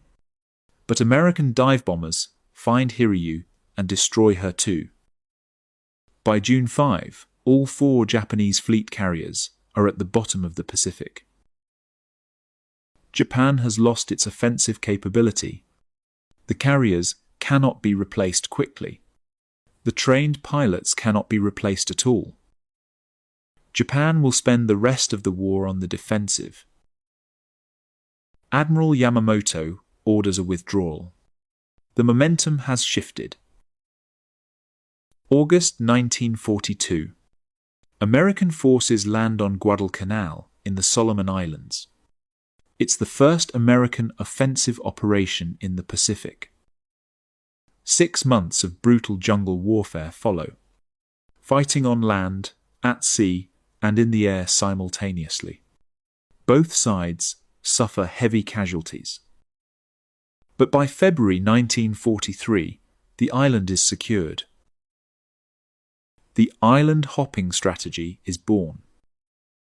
Seize strategic islands with airfields. Build up the airfields. Use them to support the next leap. Bypass heavily defended positions and let them wither on the vine. Leap toward Japan, one island at a time. It will be a long, bloody road. But at least now, America is advancing instead of retreating. November 8, 1942. Operation Torch. American forces land in Morocco and Algeria. It's the first major American ground offensive against Nazi Germany. 35,000 American troops storm ashore at 3 landing sites. General Dwight D. Eisenhower commands.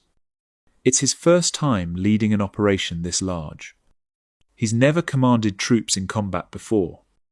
Neither have most of the American soldiers landing on North African beaches. The landings face Vichy French forces, French troops loyal to the Nazi-controlled Vichy government. Fighting is sporadic. Some French units resist. Others surrender quickly. Within 3 days, French North Africa is in Allied hands. But the Germans react fast. They pour reinforcements into Tunisia. The Afrika Korps, veteran desert fighters under Field Marshal Erwin Rommel, prepare to teach the Americans a lesson. That lesson comes at Kasserine Pass. February 14 through 25, 1943. American forces, green troops who've never faced German veterans, hold a defensive position at Kasserine Pass in the Atlas Mountains. Rommel sees an opportunity. He concentrates his forces and attacks. The Americans collapse. Everything goes wrong. Poor leadership coordination. Confused orders. Units in the wrong positions. Communication breakdowns. Individual soldiers fight bravely, but the command structure falls apart. American M3 Lee tanks, tall, ungainly, with guns mounted in hull sponsons, are no match for German panzers. German tanks can hit American tanks from ranges where Americans can't effectively return fire. It's a shooting gallery. American forces retreat in disorder. Units get separated. Equipment is abandoned. For several days, it looks like a complete rout.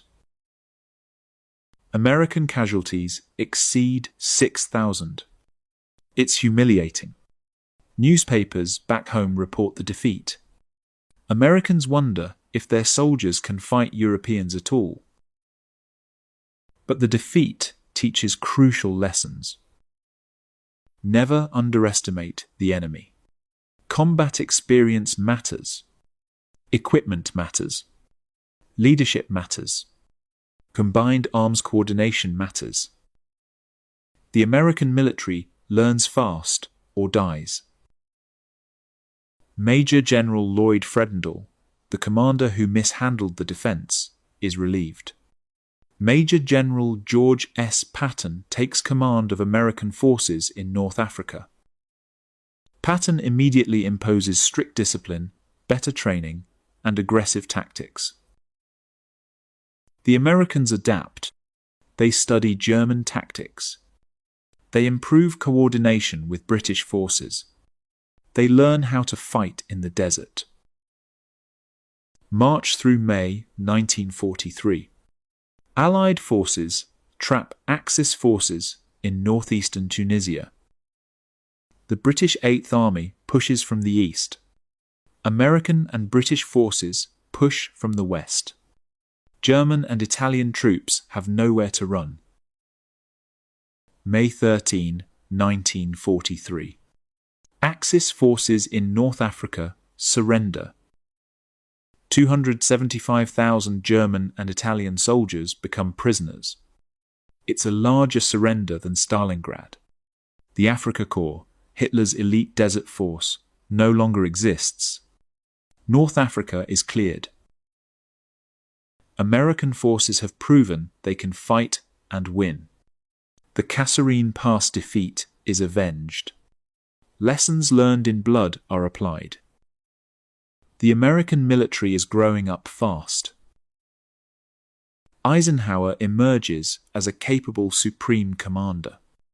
He's learned to coordinate multinational forces, manage difficult personalities like Patton and British General Bernard Montgomery, and make tough strategic decisions.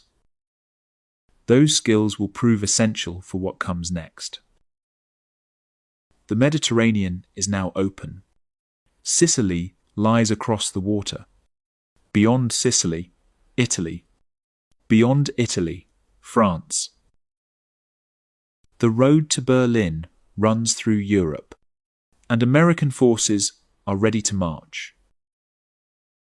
July 10, 1943. Operation Husky begins. 160,000 Allied troops storm the beaches of Sicily. It's the largest amphibious operation yet, though it will be dwarfed by D-Day less than a year later. Patton's 7th Army lands on the western beaches. Montgomery's British 8th Army lands on the eastern coast. The invasion catches German and Italian forces off guard, but they respond quickly. At Gela, American beaches come under fierce counterattack. German panzer divisions and Italian mobile forces strike the beachhead. Naval gunfire saves the day. Destroyers and cruisers pound attacking armor at point-blank range. The counterattack collapses. Patton and Montgomery race each other across Sicily. It's a competition as much as a military campaign. Both generals want the glory of capturing key cities first. Patton wins the race to Palermo. But the strategic objective, Messina, the port controlling the strait to Italy, falls to both armies simultaneously on August 17. 38 days. Sicily is conquered. The path to mainland Italy is open. September 3, 1943. British 8th Army crosses the Strait of Messina to mainland Italy. September 8. Italy surrenders. Mussolini is arrested by his own government. Italians are out of the war. But the Germans aren't. September 9. Operation Avalanche. American and British forces land at Salerno south of Naples.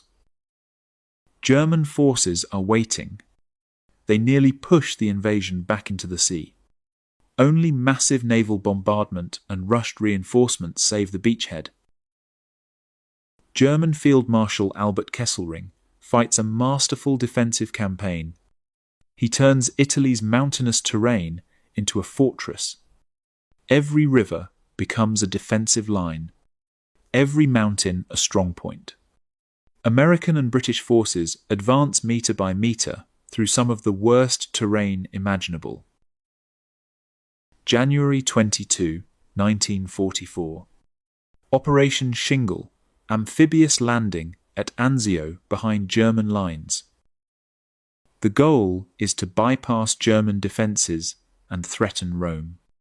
But the landing force commander hesitates. Instead of pushing inland quickly, he consolidates the beachhead. The Germans surround Anzio. What should have been a breakthrough becomes a siege. January through May 1944. The Battle of Monte Cassino. 4 separate assaults against the ancient monastery fortress. American, British, French, Polish, and Indian troops attack again and again. The Germans turn the monastery into a fortress. Allied commanders make the agonizing decision to bomb the 1,400-year-old building. B-17 bombers reduce it to rubble. The Germans use the rubble for defense. Finally, on May 18, Polish troops capture Monte Cassino. The cost is staggering, but the Gustav Line is broken. June 4, 1944. Rome falls to Allied forces. The first Axis capital is liberated. But the timing is unfortunate. 2 days later, D-Day happens. The liberation of Rome is overshadowed by the invasion of Normandy. The Italian campaign continues. Germans establish the Gothic line across northern Italy. More mountains, more rivers, more fortifications. The fighting grinds on through 1944 and into 1945. May 2, 1945. German forces in Italy finally surrender, nearly 2 years after Sicily was invaded. The Italian campaign is controversial to this day. 26 German divisions are tied down fighting in Italy, divisions not defending France on D-Day, not fighting on the Eastern Front. Churchill calls Italy the soft underbelly of Europe. American soldiers who fight there call it anything but soft. Was it worth the cost? 312,000 Allied casualties. Historians still debate. But one thing is certain. American forces gain invaluable experience fighting German veterans in difficult terrain. That experience will prove crucial when the real prize comes into reach. France. The largest amphibious invasion in human history begins with a lie. Operation Fortitude, an elaborate deception to convince Hitler the invasion will hit Pas-de-Calais instead of Normandy. Phantom armies under Patton Mass in southeastern England. Inflatable tanks and aircraft crowd fake bases. Radio traffic simulates massive troop concentrations. Double agents feed false information to German intelligence. Hitler believes it. He keeps his strongest forces defending Calais. The deception works perfectly. Supreme Commander Dwight D. Eisenhower faces an impossible decision. The invasion requires calm seas, a full moon, and low tide at dawn. Those conditions happen only a few days each month. The original date is June 5th. But weather turns bad. Storms sweep the English Channel. Over 150,000 troops sit in landing craft, waiting. Every day of delay increases the risk Germans will discover the plans. June 5th. Eisenhower's chief meteorologist predicts a brief break in the weather on June 6th. 36 hours of decent conditions. Then more storms. It's now or wait weeks for the next window. Eisenhower polls his commanders. Opinions are divided. The responsibility is his alone. He writes 2 messages. One announcing success. One accepting responsibility for failure. Then he makes the call. Okay, let's go. Late evening, June 5th. 1,200 aircraft carry American paratroopers toward France. The 82nd and 101st Airborne Divisions, 13,000 men, will land behind Utah Beach. Their missions are critical. The 101st must secure 5 causeways from Utah Beach inland. Without those causeways, troops landing on the beach have nowhere to go. The 82nd must capture Saint-Amer-Église and secure bridges over the Murderet River. Everything goes wrong immediately. Thick clouds over the drop zones. German anti-aircraft fire.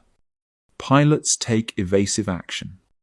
Paratroopers jump from aircraft flying too fast, too high, too low in the wrong locations. Men are scattered across miles of French countryside. Some land in flooded fields and drown.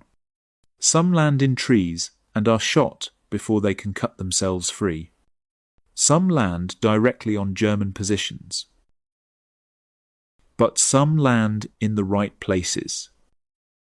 Lieutenant Dick Winters and a handful of men from Easy Company, 506th Parachute Infantry Regiment, assault German artillery at Brecourt Manor. 13 Americans destroy 4 guns threatening Utah Beach. Winters receives the Distinguished Service Cross. The assault becomes a textbook example taught at West Point. 4:30 a.m. Troopers from the 82nd Airborne liberate Sainte-Mère-Église, the first French town freed on D-Day. They dig in and wait for German counterattacks. Meanwhile, the 505th and 506th Regiments of the 101st clear the causeways despite being scattered. Small groups of paratroopers form ad hoc units and fight toward their objectives. By dawn, enough causeways are secured. 6:30 a.m. Utah Beach. 20 landing craft carrying the 4th Infantry Division approach the beach. They're supposed to land behind DD amphibious tanks, Shermans modified with flotation screens. But rough seas delay the tanks. Infantry lands first. Then, everyone realizes they've landed in the wrong place. Strong currents have pushed landing craft a mile south of the intended beach. But it's actually good luck. This sector is more lightly defended. Brigadier General Theodore Roosevelt Jr., son of President Theodore Roosevelt, assistant commander of the 4th Division, wades ashore and makes a quick decision. We'll start the war from right here. Utah Beach becomes a stunning success. By day's end, 23,000 troops and 1,700 vehicles are ashore. Only 197 casualties. The link-up with airborne forces is achieved. Utah is the success story of D-Day. 7:10 a.m. Pointe du Hoc. 225 Rangers under Lieutenant Colonel James Rudder land at the base of 100-foot cliffs. Their mission: scale the cliffs and destroy German artillery threatening both Utah and Omaha beaches. The Rangers are supposed to land at 6:30. Navigation errors delay them 40 minutes. The Germans are fully alert. As Rangers start climbing, Germans throw grenades down, cut ropes, drop rocks on climbers. Rangers climb under fire from rifles, machine guns, and artillery. 7:30. The first Rangers reach the top. They discover the guns aren't there, moved inland days earlier. But a patrol finds the guns hidden south of the point and destroys them with thermite grenades. Mission accomplished. But the Rangers are now isolated on a cliff top, surrounded by Germans. They'll hold for 2 days before relief arrives. Over half become casualties. 6:30 a.m. Omaha Beach. This is where the Bedford boys die. Omaha Beach is the most heavily defended of all landing sites. Bluffs overlook every meter of beach. 5 draws, valleys through the bluffs, are the only exits. Germans have fortified the draws with concrete walls, minefields, and remote-controlled flamethrowers. The beach itself is covered with obstacles. Belgian gates, iron frameworks. Hedgehogs, steel anti-tank obstacles. Tetrahedrons, concrete pyramids. Element C, ramps designed to rip the bottoms out of landing craft. all of them mined. The German 352nd Infantry Division defends Omaha. Intelligence said they'd face the weak 716th Static Infantry Division. Intelligence was wrong. The 352nd is a veteran unit with combat experience. 5:50 a.m. Aerial bombardment begins. Bombers are supposed to crater German positions, but cloud cover and fear of hitting landing craft cause pilots to delay bomb release. Most bombs fall harmlessly inland. German defenses are untouched. 6:30. The first wave hits Omaha. Catastrophe. Landing craft are hit before reaching shore. Men jump into chest-deep water carrying 60 pounds of equipment. Many drown before taking a step. German machine guns in protected positions pour interlocking fire across every meter of beach. At Dog Green Sector, Company A, 116th Infantry, the Bedford Boys, is virtually annihilated in minutes. 32 men out of 216 reach the seawall. The rest are killed or wounded. DD tanks launched 5.5 kilometers offshore sink in rough seas. 27 of 29 tanks go down. Crews drown. The infantry has no armor support. Bodies float in the surf. The wounded drown as the tide comes in. Equipment burns on the beach. Troops that make it to the seawall are pinned down. 8 a.m. Omaha Beach is on the verge of total failure. Then individual acts of courage turn the tide. Brigadier General Norman Cotter, Assistant Division Commander, 29th Division, rallies troops at Dogwhite. Two kinds of people are staying on this beach. Those who are dead and those who are going to die. Now let's get the hell out of here. He leads men through a gap in the wire. They advance up the bluff. Small groups follow. Navy destroyers risk running aground. They move within 800 meters of shore, close enough to see individual German positions. Direct naval gunfire destroys 8 major German emplacements. Slowly, in groups of 5 and 10, American soldiers begin moving off the beach. Engineers blow gaps in obstacles. Bangalore torpedoes clear wire. Small unit leaders, sergeants and lieutenants, lead attacks on German positions.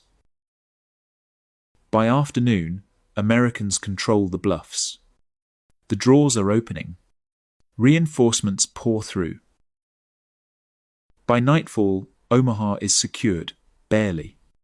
The penetration inland is only 1.5 kilometers. Over 4,000 American casualties. But the beachhead holds.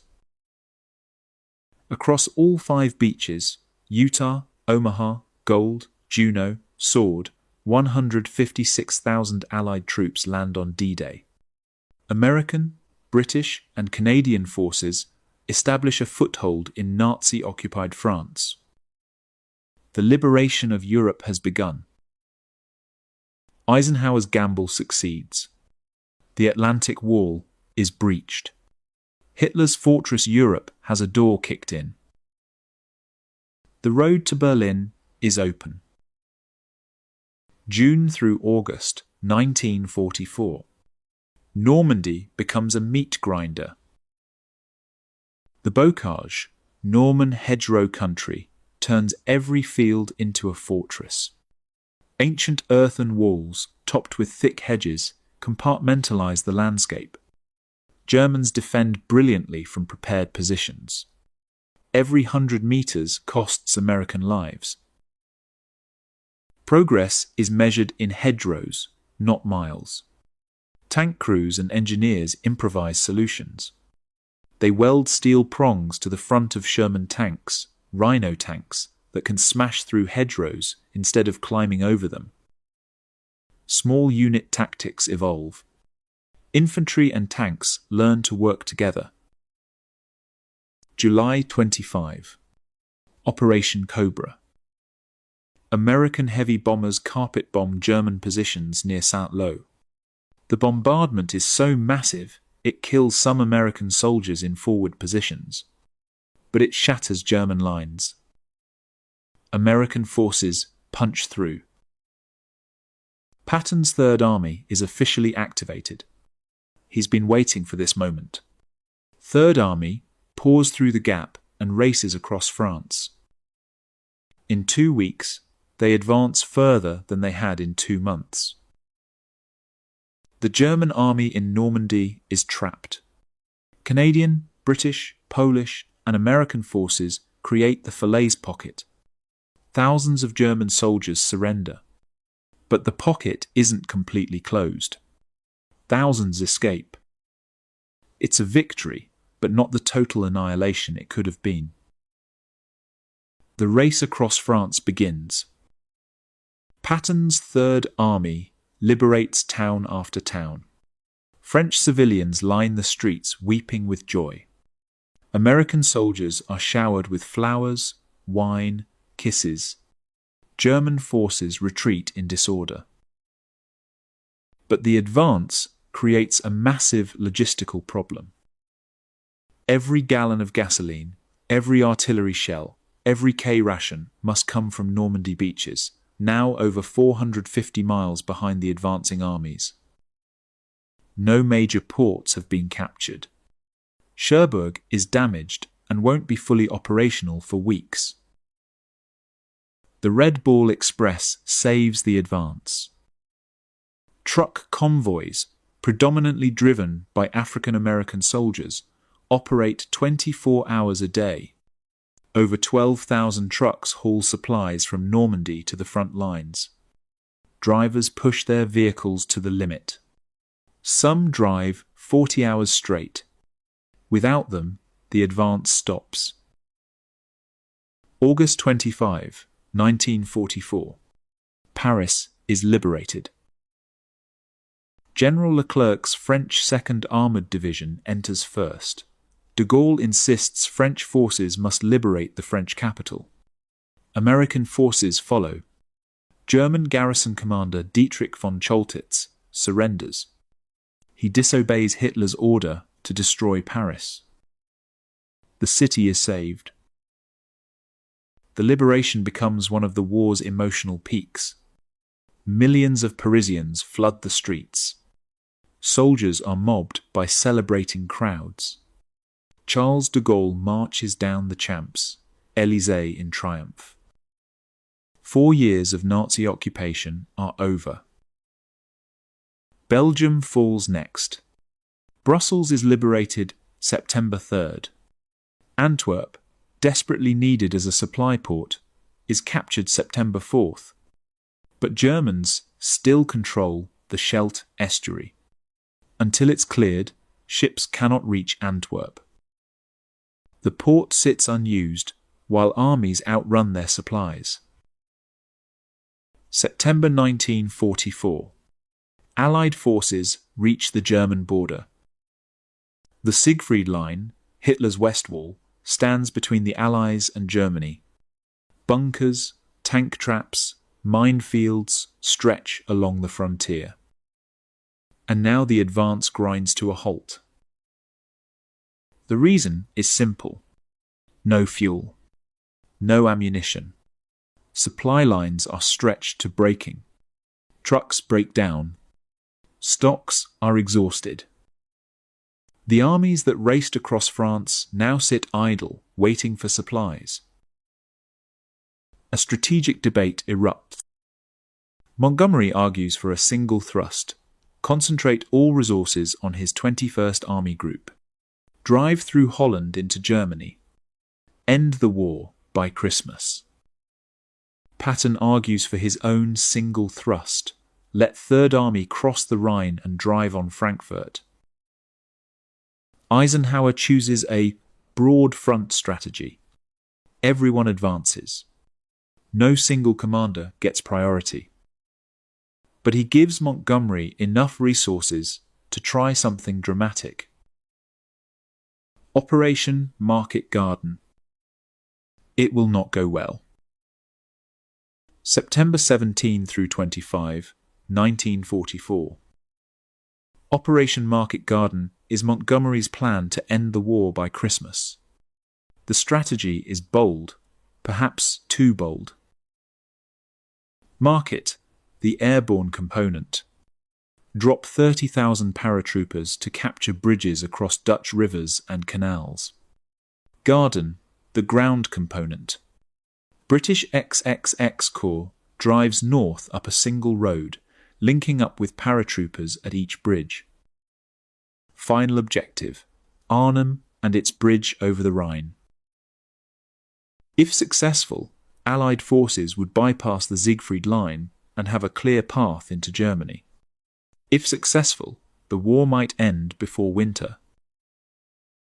It's the largest airborne operation in history, even bigger than D-Day's airborne assault. September 17. The drops begin.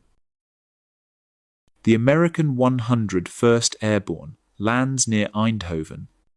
Their mission: capture bridges at Sonn, Wehel, and Eindhoven. They succeed quickly. The bridges are taken with minimal casualties. The American 82nd Airborne lands near Nijmegen. Their primary objective: the massive road bridge over the Waal River. They also capture several smaller bridges. After fierce fighting, they take the Nijmegen Bridge on September 20th. So far, the plan is working. But at Arnhem, the final objective, everything goes wrong. The British 1st Airborne Division lands too far from their objective. 8 miles instead of the planned short distance. Intelligence has failed. The Germans have 2 SS Panzer divisions refitting near Arnhem, something Allied intelligence either missed or dismissed. The 9th and 10th SS Panzer divisions are veteran units, depleted but still dangerous. They react fast. Lieutenant Colonel John Frost's 2nd Battalion reaches the northern end of Arnhem Bridge. 750 men hold one end. Germans control the other end and the town. Frost's men are cut off from the rest of the division. They hold for 4 days. 4 days of continuous combat. Ammunition runs low. Food runs out. Medical supplies are exhausted. German tanks fire point-blank into the buildings where paratroopers shelter. The defenders fight room by room, building by building. September 21. Frost is wounded. Ammunition is gone. The survivors surrender. Meanwhile, XXX Corps can't reach them. The single road north is under constant attack. German forces hit the flanks. Bridges are blown. Progress slows to a crawl. By the time XXX Corps fights its way to Nijmegen, it's too late to help Arnhem. The rest of the 1st Airborne Division is trapped in Oosterbeek, west of Arnhem. Surrounded. Outnumbered. Running out of everything. Supply drops fall into German hands. RAF pilots die trying to resupply troops they can't reach. September 25. Evacuation order given. Under cover of darkness and rain, survivors of the 1st Airborne cross the Rhine in boats. 2,000 men escape. 1,485 are dead. Over 6,500 are captured. Operation Market Garden fails. The war will not end by Christmas. The Rhine remains uncrossed. The Siegfried Line remains intact. Winter is coming. The failure has consequences. Resources diverted to Market Garden could have cleared the Scheldt and opened Antwerp sooner. Patton's Third Army, forced to halt for lack of fuel, might have crossed the Rhine elsewhere. The delay gives Germans time to recover and reorganize. Most critically, it gives Hitler time to plan one last offensive.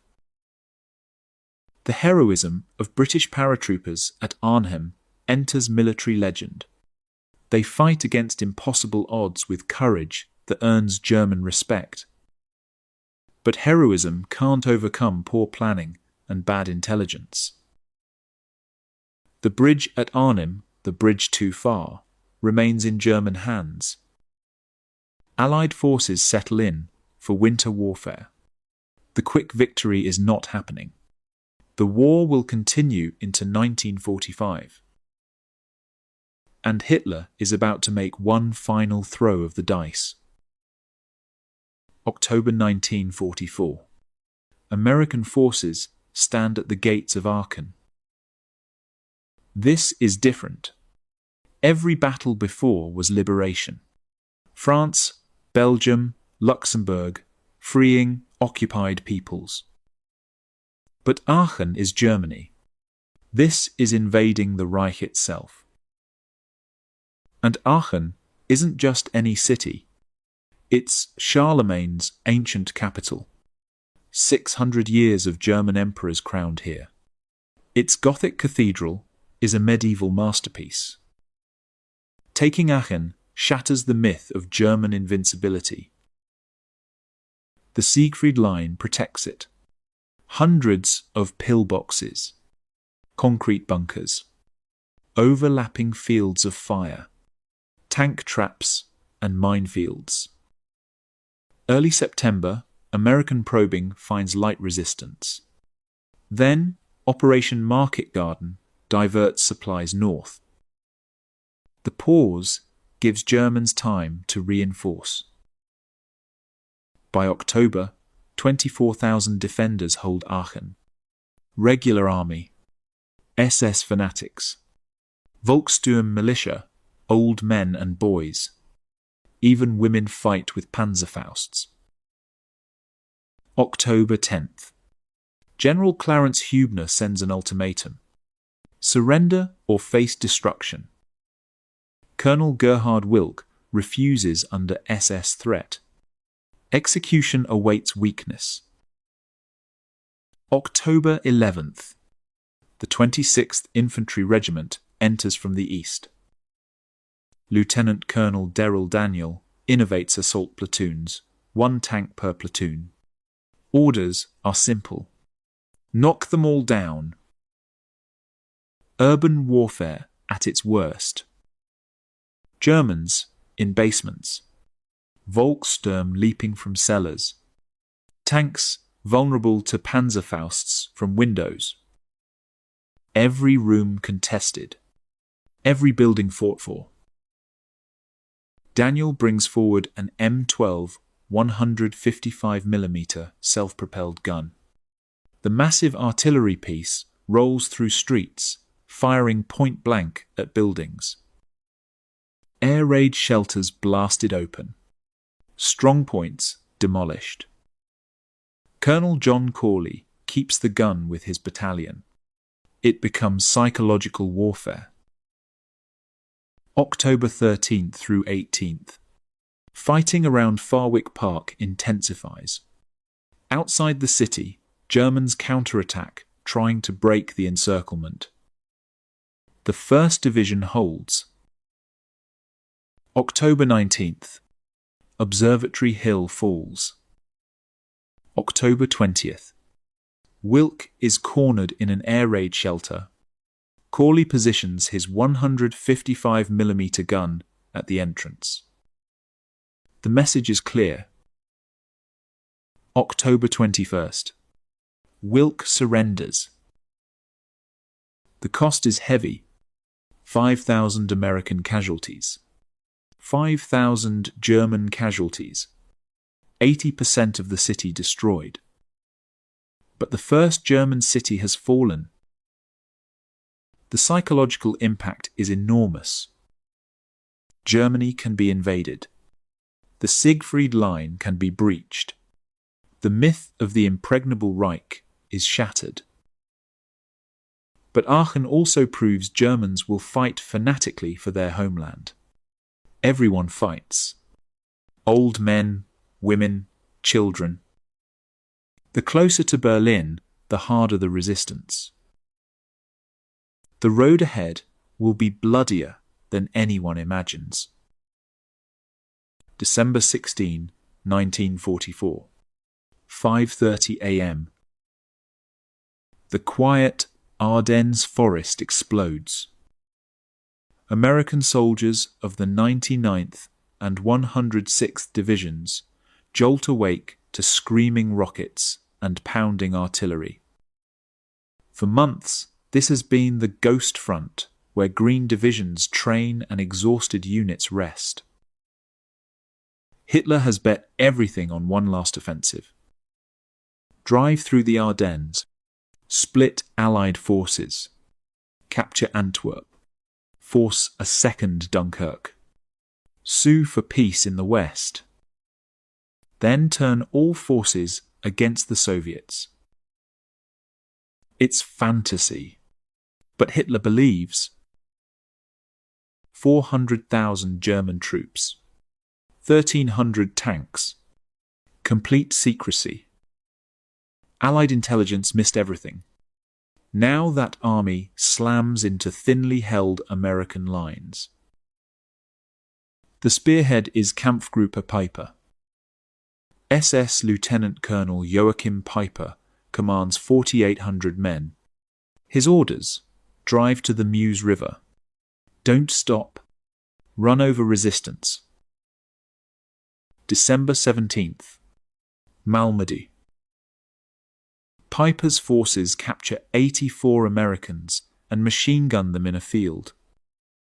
Bodies left in the snow. Survivors escape and spread word. The Malmedy massacre hardens American resolve. No surrender to the SS. The German offensive creates a massive bulge in American lines. Eisenhower reacts immediately. He identifies the key, Bastogne, a small Belgian town where 7 roads converge. Control Bastogne, control the Ardennes. It's a race. December 18th. The 101st Airborne arrives first. Brigadier General Anthony McAuliffe takes command of 18,000 men. Artillery, armour, paratroopers. A scratch force. December 19th. Germans surround Bastogne. Weather is terrible. Fog, snow, clouds. Allied aircraft grounded. German forces assault from all sides. American artillery saves the day. Concentrated, accurate, devastating. But ammunition runs low. December 22. A German officer approaches under white flag. He carries a surrender ultimatum, formal and verbose about useless resistance and serious casualties. McAuliffe reads it, thinks, then replies with one word: nuts. The German officers don't understand American slang. An American colonel translates, "Go to hell." McAuliffe's reply becomes legend, printed in newspapers, repeated in every mess tent. Symbol of American defiance. December 23. Weather breaks. Clear skies for the first time in days. C-47s drop supplies. Paratroopers watch parachutes fill the sky. Ammunition, medical supplies, food. Fighter bombers strafe German positions. Allied air power returns and tips the scales. Meanwhile, Patton attacks north. December 19th at Verdun, Eisenhower asked, "What can you do?" Patton answered, 3 divisions moving north in 48 hours. Others were skeptical. Patton's Third Army faces south. Turning 90 degrees in winter seems impossible. Except Patton already planned it. His staff prepared days ago. The 4th Armoured Division leads, fighting through blinding snow, progress measured in meters. But they keep moving. December 26, 4:45 p.m. Lead tanks break through at Assenois. They charge straight into Bastogne. The siege is broken. Merry Christmas from the 4th Armoured Division. Hitler orders continued attacks. Obsessed with capturing Bastogne. January 1 through 3. Massive New Year's offensive. All attacks fail with heavy casualties. January 8. Hitler finally authorizes withdrawal. Too late. Germans already retreating. January 16. 1st and 3rd Armies link up. The bulge is eliminated. The cost staggers everyone. American casualties, 19,000 killed, 47,000 wounded, 23,000 missing. 89,000 total. The largest, bloodiest battle Americans fight in World War II. German casualties worse. 67,000 to 100,000. 600 tanks destroyed.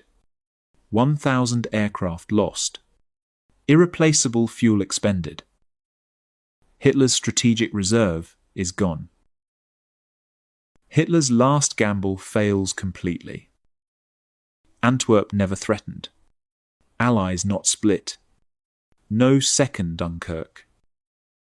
Instead, Germany's offensive capacity is destroyed. American soldiers proved they can hold under pressure. Leadership matters. Air power decides battles when weather permits. Germany is beaten.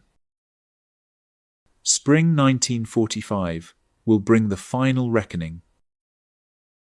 By late 1944, American forces close in on Japan. The island-hopping strategy works. Seize islands with airfields. Build them up. Leap closer to Japan. But as forces approach home islands, fighting intensifies. June 1944. Saipan. 30,000 Japanese defend. 71,000 Americans land. 3 weeks of brutal cave-by-cave fighting. July 6 and 7. The end comes with horror. General Yoshitsugu Saito leads 4,300 soldiers in a final banzai charge. Suicide attack. Nearly all die. Then, civilian tragedy. Thousands jump from cliffs. Families together. Japanese propaganda convinced them Americans would torture and murder them. American soldiers watch helplessly. February through March 1945. Iwo Jima. 8 square miles of volcanic rock. General Tadamichi Kuribayashi builds 11 miles of tunnels connecting fortified positions. No banzai charges. Make Americans pay for every meter. February 23.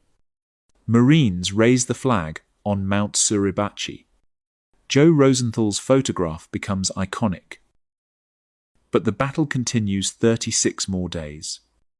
American casualties, 6,821 killed, 19,217 wounded. 27 medals of honor. More than any other battle. Nearly all 21,000 Japanese defenders die. Was it worth it? 2,400 B-29 bombers make emergency landings on Iwo. 24,000 airmen saved. The math says yes. April through June 1945. Okinawa, the bloodiest Pacific battle. Only 67 miles from Japan. 77,000 Japanese defenders. 300,000 Okinawan civilians.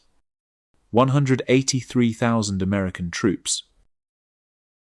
Kamikaze attacks peak. 1,900 sorties. 34 ships sunk. 368 damaged. 5,000 sailors killed. On land, rain turns everything to mud. The Shuri Line, a fortress. Cave fighting. Night attacks. Okinawan civilian casualties between 40,000 and 150,000.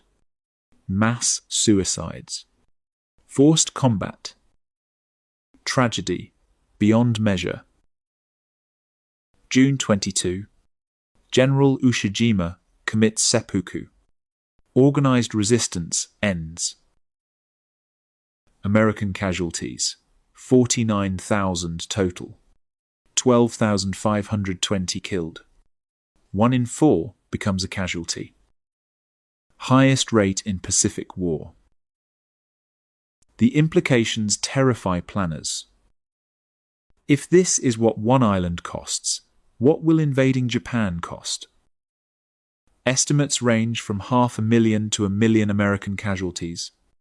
Japanese casualties could reach 10 million. An alternative must be found.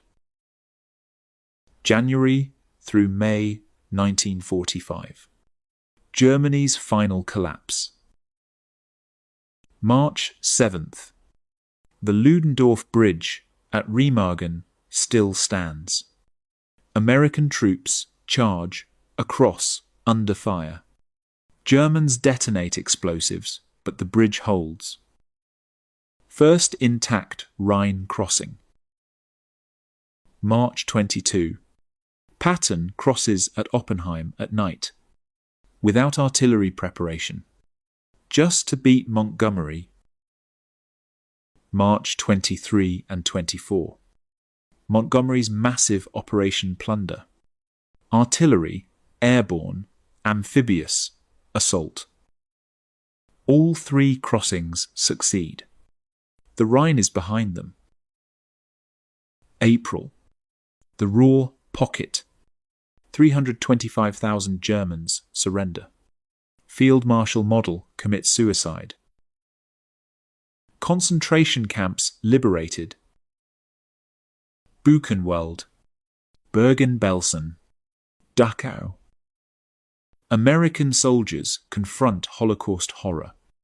Walking skeletons. Mass graves. Gas chambers. Industrial genocide.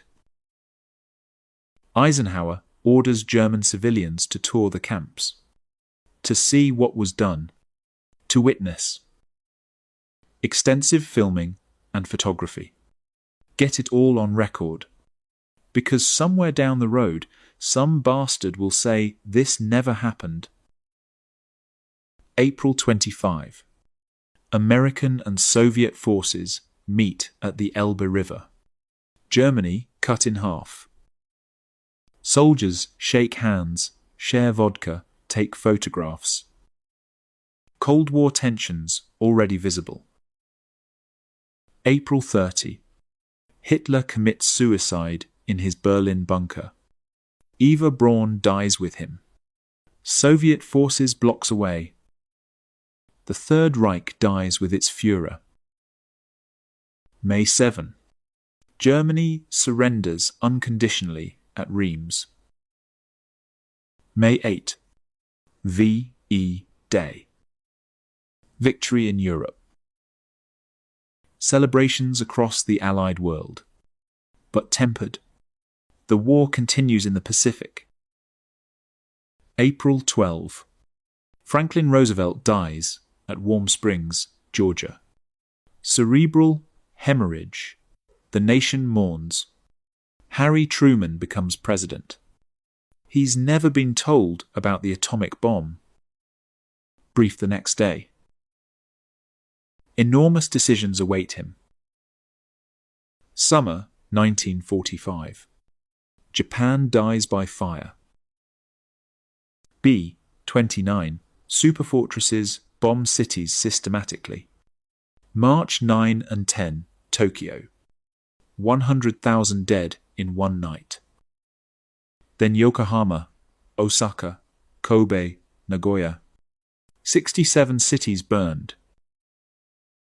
Japan's navy destroyed. Merchant fleet sunk. Starvation looms. Industrial production collapses. Yet Japan doesn't surrender. Japanese military plans Ketsugo, the decisive battle. Everyone fights the invasion. Civilians with bamboo spears. 100 million die with honor. American planners prepare Operation Downfall. Invade Kyushu in November. Invade Honshu in March. Estimates are nightmarish. 400,000 to 800,000 American casualties. Millions of Japanese deaths. 500,000 Purple Hearts manufactured. Still awarding them today from that stock. But there's an alternative. The Manhattan Project. $2 billion. 130,000 people. Dr. Robert Oppenheimer leads scientists at Los Alamos, designing a weapon to end the war. July 16, 5:29 a.m. Trinity test. The first atomic bomb detonates. Fireball brighter than 1,000 suns. Oppenheimer remembers the Bhagavad Gita. Now I am become death, destroyer of worlds. The weapon works. July 26. Potsdam Declaration. Ultimatum to Japan. Surrender or face prompt and utter destruction. Prime Minister Suzuki dismisses it publicly. Mokusatsu, silent contempt. Truman decides. August 6th, 8:15 a.m. Hiroshima. Enola Gay drops Little Boy. Uranium bomb, 15 kilotons. Detonates 1,900 feet above the city. 70,000 to 80,000 die instantly. Vaporized, burned, crushed. 70,000 more injured. By year's end, 140,000 dead. Japan still doesn't surrender. August 8th. Soviet Union declares war on Japan. Invades Manchuria. August 9th. 11:02 a.m. Nagasaki. Boxcar drops Fat Man. Plutonium bomb, 21 kilotons. Hills limit damage. 40,000 to 75,000 die. Emperor Hirohito breaks the deadlock. Japan must surrender. The war situation has developed not necessarily to Japan's advantage. Understatement of the century. August 15. Hirohito announces surrender by radio. First time Japanese public hears the emperor's voice. Endure the unendurable. The decision remains controversial. Did the bombs save lives? Or was Japan already defeated? Was it a war crime? Or necessary to end the war? Historians still debate. Truman never expressed regret. He believed he saved American lives. But the atomic age has begun. Humanity can now destroy itself. September 2nd, 1945. Tokyo Bay. USS Missouri hosts the surrender ceremony. MacArthur presides. Japanese Foreign Minister Mamoru Shigemitsu signs, limping on a cane. General Yoshijiro Umezu signs for the military, handshaking. Representatives from all Allied nations witness. The document is signed. The war is over. Overhead, 450 B-29s and 1,500 carrier aircraft fly in formation. The display of power is overwhelming. The war that began at Pearl Harbor 2,194 days ago is finished. The human cost staggers comprehension. American casualties, 405,399 dead. 670,846 wounded. Global casualties, 70 to 85 million dead. 3 to 4% of humanity. Soviet Union, 27 million. China, 15 to 20 million. Germany, 7 to 9 million. Poland, 6 million, 17% of population. Japan, 2.5 to 3 million. The Holocaust, 6 million Jews systematically murdered. Another 5 million others. Industrial genocide unprecedented in scale. American occupation of Japan begins. MacArthur appointed Supreme Commander. Occupation lasts until May 1952. Japan becomes American colony in all but name. 6.5 million Japanese soldiers repatriated. Many face cold homecomings. Some families wrongly notified of death. Surrender brought shame. Student Toru Takaya remembers, when they left, everyone cheered. When they returned, there was nothing. People looked at them coldly. MacArthur oversees radical reforms. Article 9. Japan renounces war forever. No military forces. First time a nation voluntarily disarms. Hirohito renounces divinity. Democratic government established. Women gain vote. Land reform breaks up feudal estates.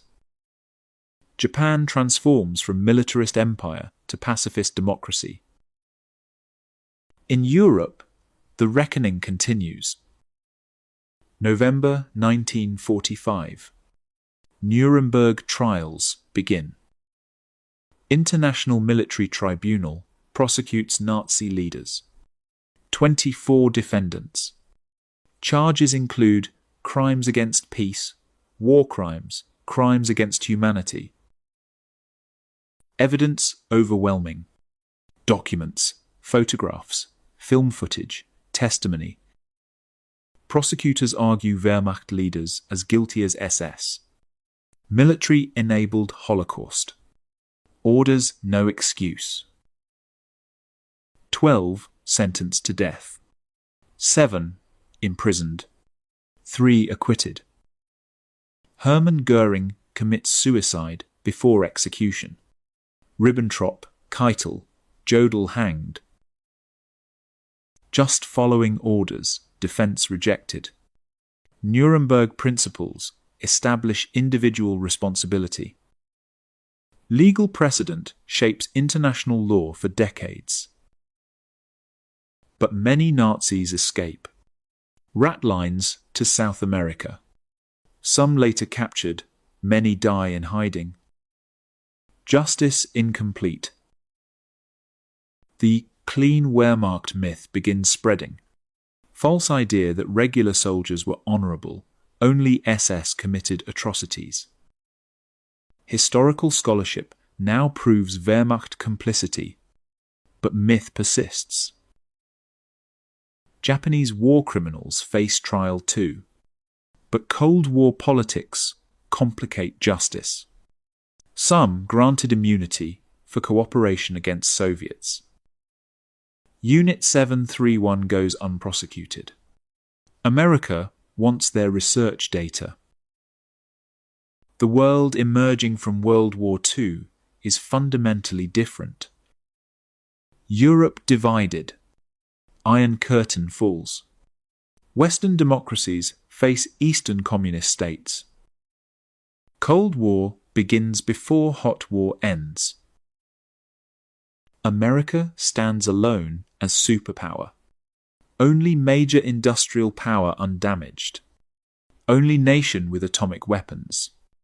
50% of global manufacturing. Dollar becomes world reserve currency. But power brings responsibility. America cannot return to isolationism. The world won't permit it. America won't permit itself. Lessons clear. Appeasement fails. Isolationism enables aggression. Evil unchecked grows stronger. Sometimes fighting is necessary. But World War II also teaches war's cost. 85 million dead. Cities destroyed. Civilization nearly collapsed. Now, atomic weapons threaten extinction. The post-war challenge is clear. Prevent World War III. Maintain peace without appeasement. Deter aggression without courting annihilation. These questions will define the next half-century. 31 years. That's all it took. 31 years from Captain Lloyd Williams fixing his bayonet in Belleau Wood to the mushroom cloud rising over Nagasaki.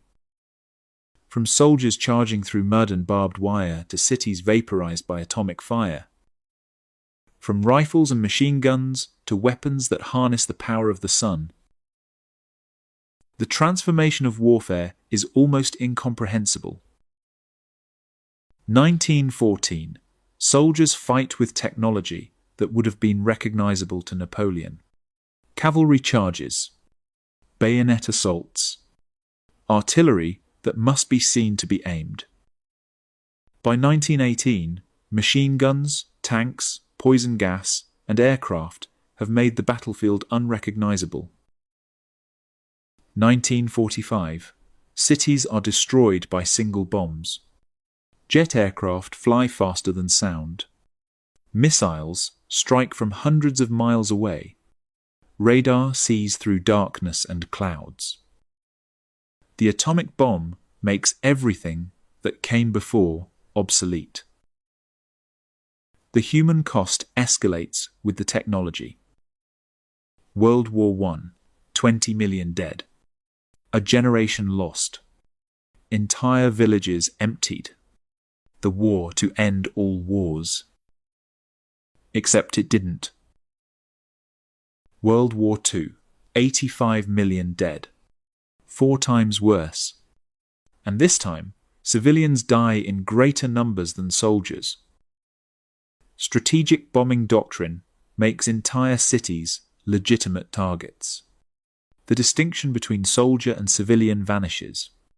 Total war means total destruction. If the trend continues, what comes next? Nuclear weapons change the calculation forever. Future wars threaten not just nations but human civilization itself.